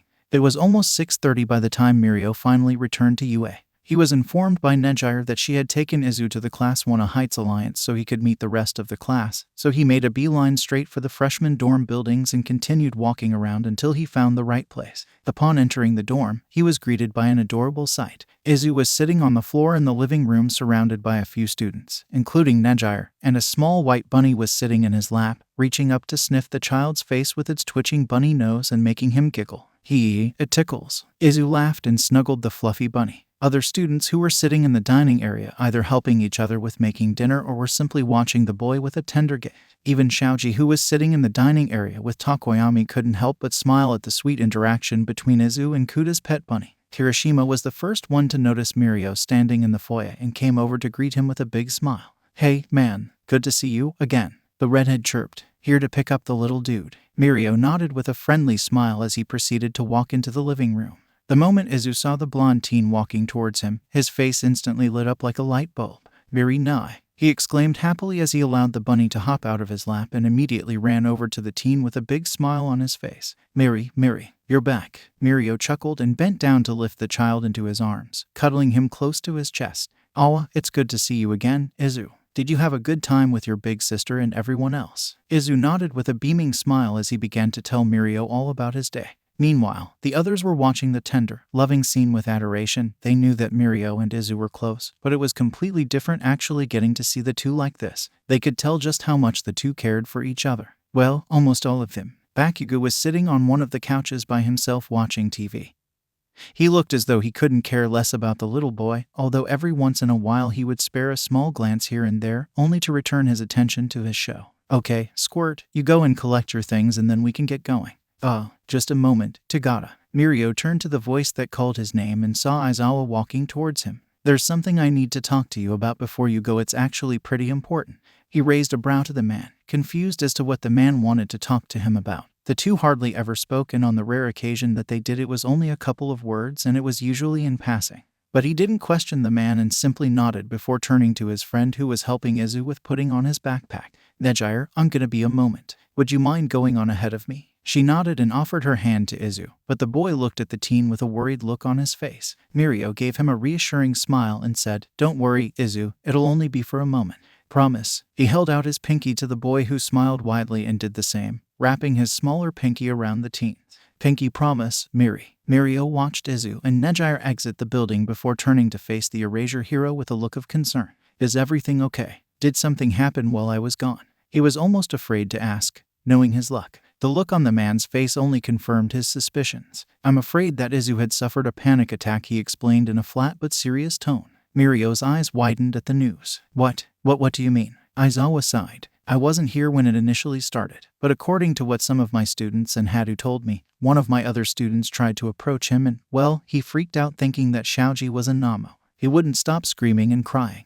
Mirio felt his heart sink into his stomach and his stomach sink to his feet. What? Aizawa's face softened and he looked at the teen with sympathy in his dark and tired eyes. Luckily, we were able to help him calm down, but taking into account the seriousness of his case and the fact that this is most definitely the work of the League of Villains, I have a feeling there's more to this whole thing than we first suspected. Aizawa placed a comforting hand on the teen's shoulder. Don't worry, I've already informed the principal of this incident. He's going to have Tsukachi look into this, and he'll likely come by to gather statements from the students to help him along. Mirio nodded slowly, looking dejected. I understand, but unfortunately, all he could think about was his own failures as both a caretaker and as a hero in training. This is my fault. I should have been there for him. Even if it was my work study, I should have made an excuse and insist on staying with his Nono. What am I thinking? What difference would my being there have made? It's not like I could have prevented Izu's panic attack. Hell, I wasn't even able to prevent him from being taken by villains. Hey, Aizawa said, Giles clapping his hand over the teen's shoulder. He must have noticed the gears turning in Mirio's head and the look on his face. Try not to think about it too much. This isn't something you should be blaming yourself for. There's nothing we can do about it at the moment. All we can do for now is try to help him any way we can.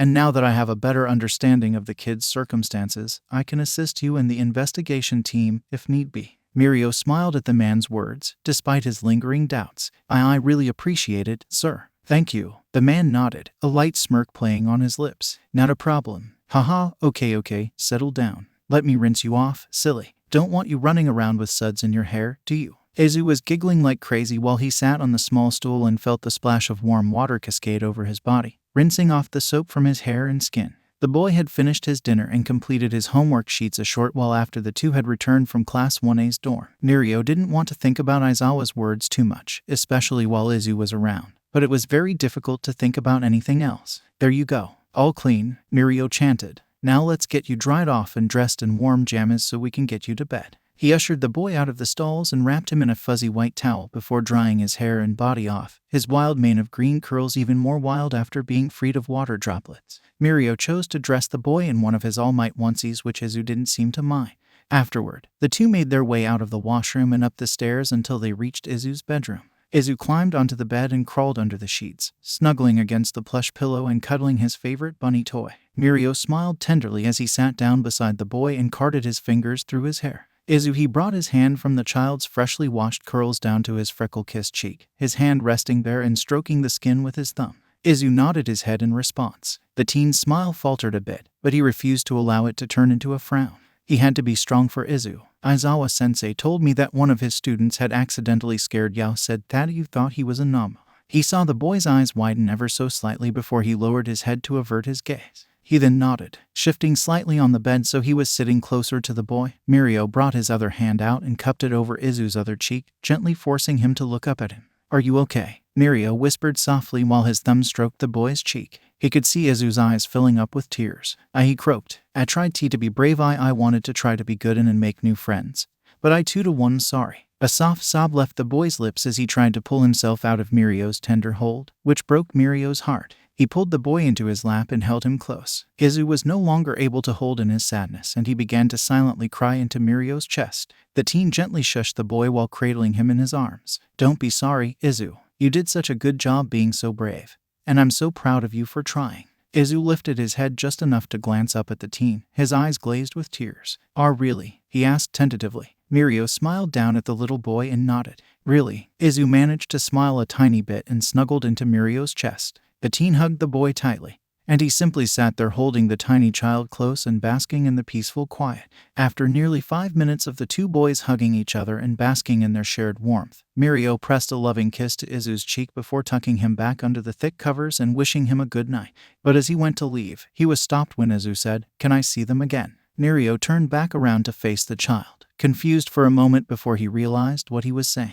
You mean Class 1A? He asked. Izu nodded. You want to see them again? Another nod. Chu was scared at first. I was afraid that they would be mean to Mechas. Shigaraki told me that heroes wouldn't care for someone like me. That part made Mirio's blood boil, but he kept his anger in check and listened to the boy. But I want to try. I want to try and be brave and make lots of friends. And he clutched his tiny fist to his chest and looked at Mirio with unwavering determination sparkling in his large green eyes. I want to get to know them better. They seem really nice, and I want to see them again, if I can. Mirio felt his heart warm at the child's gentle honesty and kind nature. He felt as though a flame had been lit inside of him upon seeing the unwavering tenacity on the boy's face. I'm sure we can make that work. I don't see why not, and I can tell that they all really liked you. You may have already made tons of friends, Izu, he assured. Izu smiled brightly before settling under the covers and closing his eyes. Mirio made sure the fairy lights were turned on before gently closing the door behind him while also leaving it cracked a tiny bit. He then made his way back downstairs to join his other classmates. But as he descended down the stairs, he began to reflect over everything that's happened within the last few days that have led to this point, all while solidifying the promise he made to himself. He's trying. It's hard right now. He's had a few hiccups here and there, but he's at least trying. That's all I can ask of him to do is try. No matter what, no matter how long it takes, even if it takes me my entire life, I won't give up on trying to make him feel safe and loved. I'm going to give the best life he could ever want and ask for, and I swear one day, I will make those bastards pay for what they've done. How the hell can you be so damn calm at a time like this? Those bastards raided and destroyed one of our main meetup spots that you said was safe from the police. And they detained several of my Namo. Not to mention, they also took my pet. How can you not be upset about this? A loud, shrill voice belonging to a very irate and irritated Shigaraki pierced through the relative silence of the dimly lit bar of the League's hideout. Overhaul sat at one of the bar stools with an unfazed look on his face. He wasn't wearing his plague mask and was instead donning a simple black sick mask. Who says I'm not upset? Overhaul inquired calmly. You really think I wouldn't be angered by those filthy rats coming into my home all willy-nilly and stealing what's ours? Shigaraki glared at the man. None of this would have happened if you had gagged that brat and locked him up somewhere where nobody could find him. Now what will happen to our plan? Shigaraki, please calm yourself. You shouldn't say such things to a guest, Kirigiri warned from behind the bar. But that didn't stop the man from hissing venomously at the Yakuza leader. Now that our main source of that stupid quirk-canceling drug is gone and over half of our men have been taken in by police, how are we supposed to continue this operation without him? Do you really expect me to want to keep working with you after all that's happened? Overhaul gazed at him with disinterest and slight boredom. I don't expect you to do anything but be patient. Yes, we've lost the source of my quirk-canceling drugs and bullets, but that doesn't mean all is lost. He reached into his pocket and pulled out a small red capsule. This right here is only a small sample, but it is enough for me to work with until we can get Izu back. Shigaraki raised a brow in confusion. And what the hell is that supposed to be? This right here is what I'll be working with in order to create a more potent and longer-lasting quirk inhibitor while we no longer have our main source for the drug. That doesn't mean I can't use what we already have. He stuck the capsule back into his pocket while keeping his hand there. It'll take some time, more time than it did before, but once I've successfully patented the effects of both drugs to where they'll last indefinitely, we'll finally be able to bring the Yakuza back from the brink of extinction, and you'll finally have a means to make your army stronger than ever. Shigaraki still looked skeptical, unsure if he wanted to go along with what Overhaul was trying to do. He then turned to face a static-covered screen and said, "Well, what do you think, Master?" Just then, the sound of an older man whose voice was slightly distorted replied. After a few seconds of thinking it over, Shigaraki hummed in response to his master's advice as he looked back to Overhaul and said begrudgingly, "Fine, I'll let you continue with your little experiments, but only if you keep up with your end of the deal and give me my share." Overhaul chuckled. "Of course, my friend. Like I said, I would never dream of cheating you like that. I am a man of integrity, after all." He then got up from his seat and proceeded to exit the bar. Just before he left, he said, "I'll contact you again when I've made progress with the tests, and in the meantime, continue to do like what we've been doing and try to keep your hands clean." He turned to look over his shoulder and smirked. "Oh, and I'll be sure to inform you if I or any of my subordinates find out Izu's location. He is our pet, after all, and lost pets should always be returned to their owners." The Sunday after the incident with Izu meeting the rest of Wana and having a panic attack upon meeting Shaoji and mistaking him for a Namo, Mirio was called in by Netsu for an important meeting in regards to said incident. He was also asked to bring little Izu along with him, which the child didn't seem to mind at all. Upon arriving at the faculty conference room, Mirio was slightly surprised to find not only the principal waiting for him, but also Mami, Tsukachi, and even Aizawa, who had stated before that he would also be part of the investigation by providing information on the League. After plopping Izu down in the seat beside him and helping the boy unpack a coloring book and a box of crayons to keep him occupied, Mirio turned his gaze to Netsu, who offered him a fond smile. "I appreciate you for taking time out of your day off to come here, Tagata. I was informed by Mr. Aizawa about the incident that had occurred a couple of days ago. He drew his gaze to the child who was doodling on one of the sheets of paper before he felt eyes on him and anxiously glanced up at the animal. Nezu smiled gently at the boy. I'm terribly sorry you had to go through that, Izu. I'm very glad to see you're doing so well, at least. Izu seemed pleased by the animal's words and went back to his drawing. Nezu then turned to Tsukachi, who nodded his head and shuffled through some documents before clearing his throat and speaking. I've gathered as much intel and data on the Namo as I could after the latest incident, though it's not very much, and unfortunately, we still haven't been able to find anything on the boy as far as his medical records or family history. Mirio frowned at this, slightly disappointed, but perked up when he heard the man say, however, despite this, I think we may be able to gather some very useful information out of this latest incident, and Izu is going to be helping us with that. He gestured to the boy who had glanced up upon hearing his name.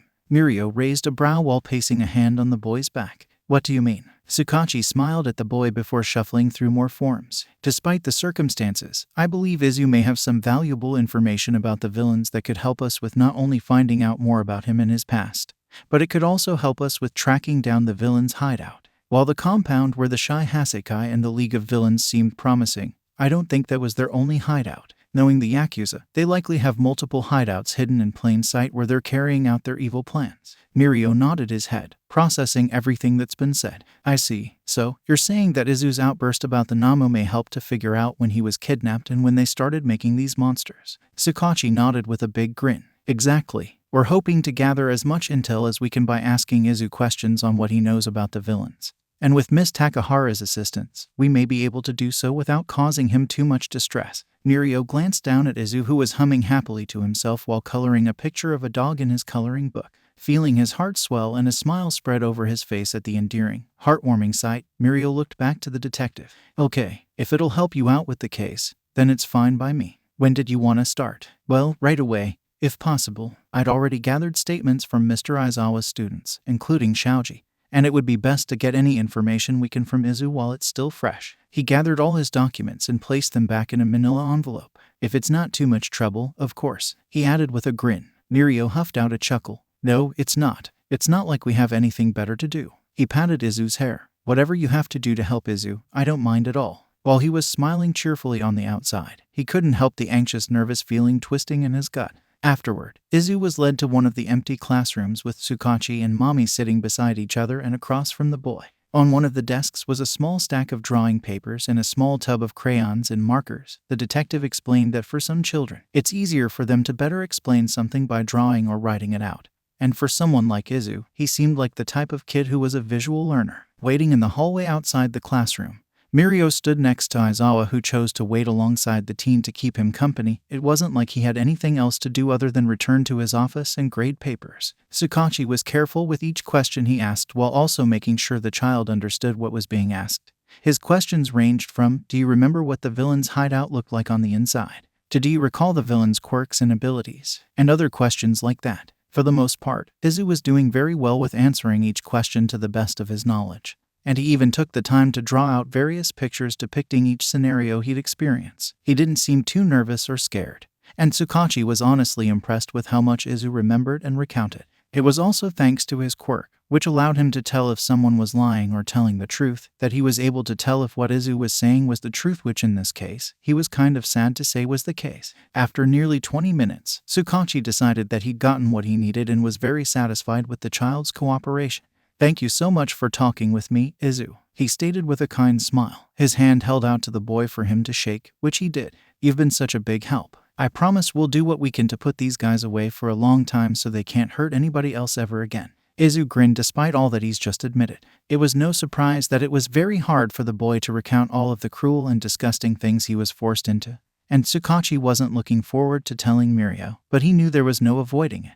He thanked Mami for her help, to which she stated that it was a pleasure working with him. Before taking her leave, he and Izu exited the classroom and found Mirio and Aizawa waiting for them. Upon seeing the teen, Izu quickly ran over to him and hugged him around his legs. Mirio smiled brightly before crouching down and scooping the boy in his arms. Hey there, buddy. You okay? Izu nodded with his face pressed into the crook of Mirio's neck. Mirio turned to the detective and asked, so, what were you able to find out? His voice sounded a bit hesitant, like part of him didn't want to know. Tsukachi sighed while scratching at his chin, the small stack of drawings clutched into his hand. I'm honestly surprised with how much he knows and was able to tell me. He's very bright and intelligent for a boy his age, which Miss Takahara was able to vouch for. Thanks to him, I was able to gather quite a bit of intel which I'll be using for the case. He then shuffled the papers into a neat stack before stuffing them into his briefcase along with the folder full of important documents.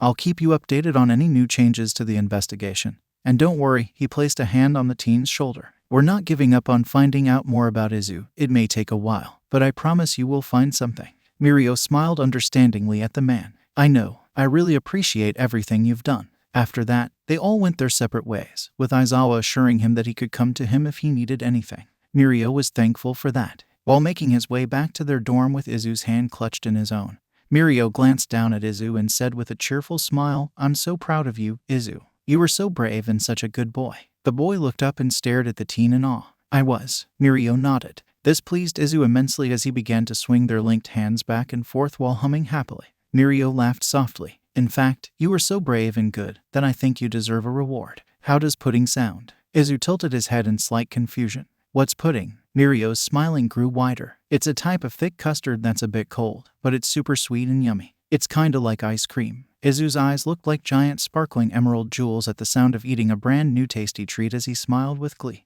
Pudding, pudding, I want to try pudding. With a hearty laugh, Mirio scooped the boy off the ground, making the boy squeal with joy, and placed him on his shoulders and began marching towards their dorm building with Izu holding onto his hair and laughing cheerfully. All right, pudding it is. And then maybe, if Principal Nenzu says it's okay to, I'll even take you to the park down the street. Izu asked what a park was, to which Mirio was happy to explain, and that made the boy's excitement even more apparent as he proceeded to skip ahead while singing, Pudding at the park, pudding at the park. This made Mirio's heart flutter with happiness. It truly was the little things that mattered most.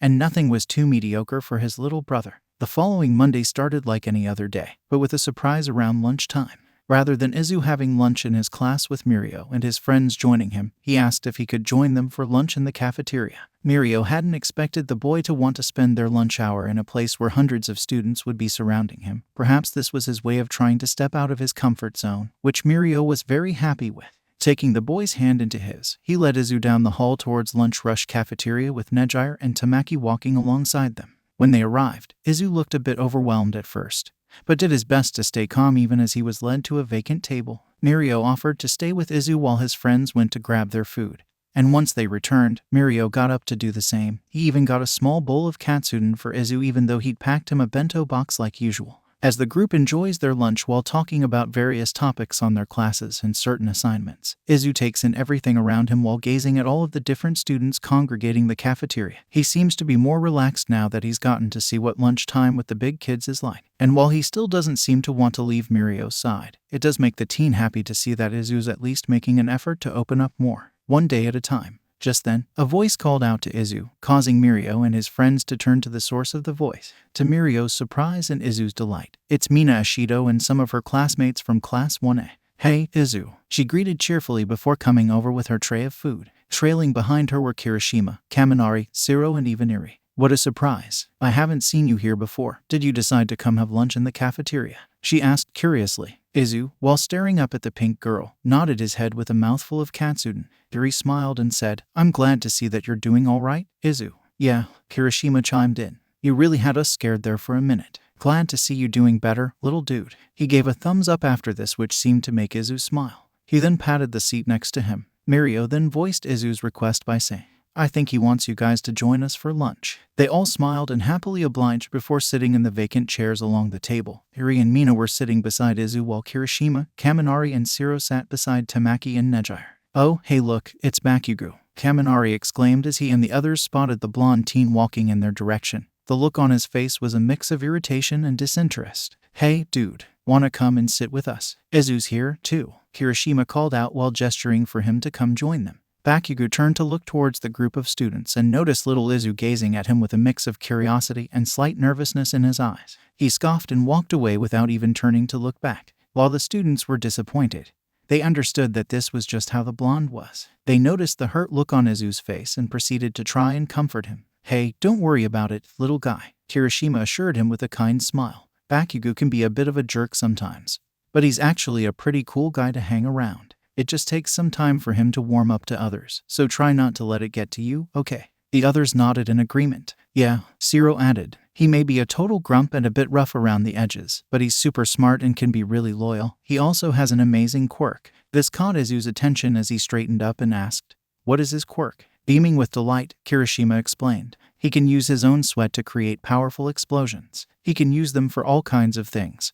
And he can even make himself fly with them. It's actually pretty badass and so manly." Izu's eyes were practically sparkling. He then began to ask them about their quirks, his curiosity and interest in quirks shining through. And of course, they all happily obliged. "I can make my whole body harden like rock, which is super useful for being a human shield. I think it's really manly and awesome. My quirk allows me to produce acid from my pores, which can be both corrosive and non-corrosive. I can control its viscosity, too. But I have to be careful with it, or else it can eat through my clothes, which is so uncool. I'm able to shoot cellophane tape-like strips from my elbows, which kinda look like tape dispensers. I know, they're kinda weird looking, hee. I can produce electricity from my body and expel it in all different directions. It's not much, but it does come in handy. My quirk is called Rewind. It basically allows me to accumulate energy, which causes my horn to grow in size. Once it's fully charged, I can reverse anyone back to a previous state, though it can be dangerous if not used properly." Izu was astonished by the different varieties of quirks and their unique attributes. His hands even looked to be moving in a way that made it look as though he were writing something.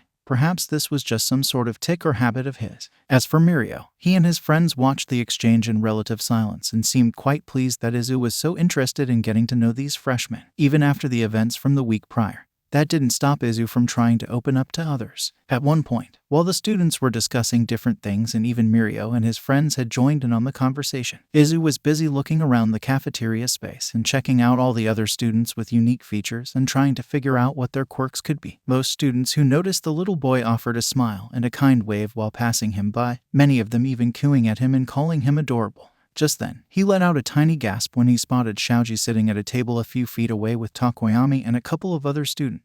One of his tentacles formed a mouth which he used to eat his lunch from. He kept a watchful eye on the teen and simply stared at him, paying attention to his movements and gestures. Shoji didn't seem to notice him as he was more focused on whatever discussion he was having with his friends. And part of Izu wanted to know what they were talking about. Another part of him even wanted to work up the courage to walk over and say hello, but he kept himself glued to his seat. Iri noticed this and followed his gaze till she saw her fellow classmate munching away on a piece of tempura shrimp. She remembered the day he met Shoji and ended up freaking out. She still felt so bad for that and wished there was more she could have done. But it was pointless to continue bringing up the past. What's done was done. But that didn't mean she wanted to leave things the way they were. And so, she came up with an idea. "Hey, guys," she called out to her classmates. This caught the big 3 seconds attention, too. "We have hero combat training after lunch, right? I was thinking, why don't we invite Izu to come and watch? He would get to see everyone's quirk in action and he could also get to know the others better." The rest of the group seemed to really like that idea. "That's perfect," Mina exclaimed. "Great idea, Iri-chan. Hell yeah. We'd get to show off our awesome new moves to the little dude. What do you think, Izu? Wanna come sit in on our quirk training class?" Izu's face and eyes lit up like a light bulb as he turned to Mirio with the biggest grin on his face and asked, "Mirio, can I go and watch?" "Can I, please?" Mirio chuckled and said, "Sure, I don't see why not." He ruffled the child's hair playfully. "We'll have to ask Miss Mommy if it's okay, but I'm sure she won't mind." He finished his sentence with a wink, which made Izu very giddy. The others were ecstatic about getting to have the boy as an audience member, excited about showing the boy their abilities. Turns out, not only was Mommy okay with Izu sitting in on Class 1A's training period, but Aizawa was also perfectly fine with it. He had actually considered having the boy sit in on his students' training so he could not only get to know the boy better, but so he could get a better read on the boy's thought process and what his mental state was like. Izu was sitting in a little chair beside the pro hero off to the side of the grounds. He was close enough so that he could still see the students training, but far enough away so that there was no chance for the boy to get hurt. He had his little backpack resting on the back of the chair and his beloved notebook in his lap.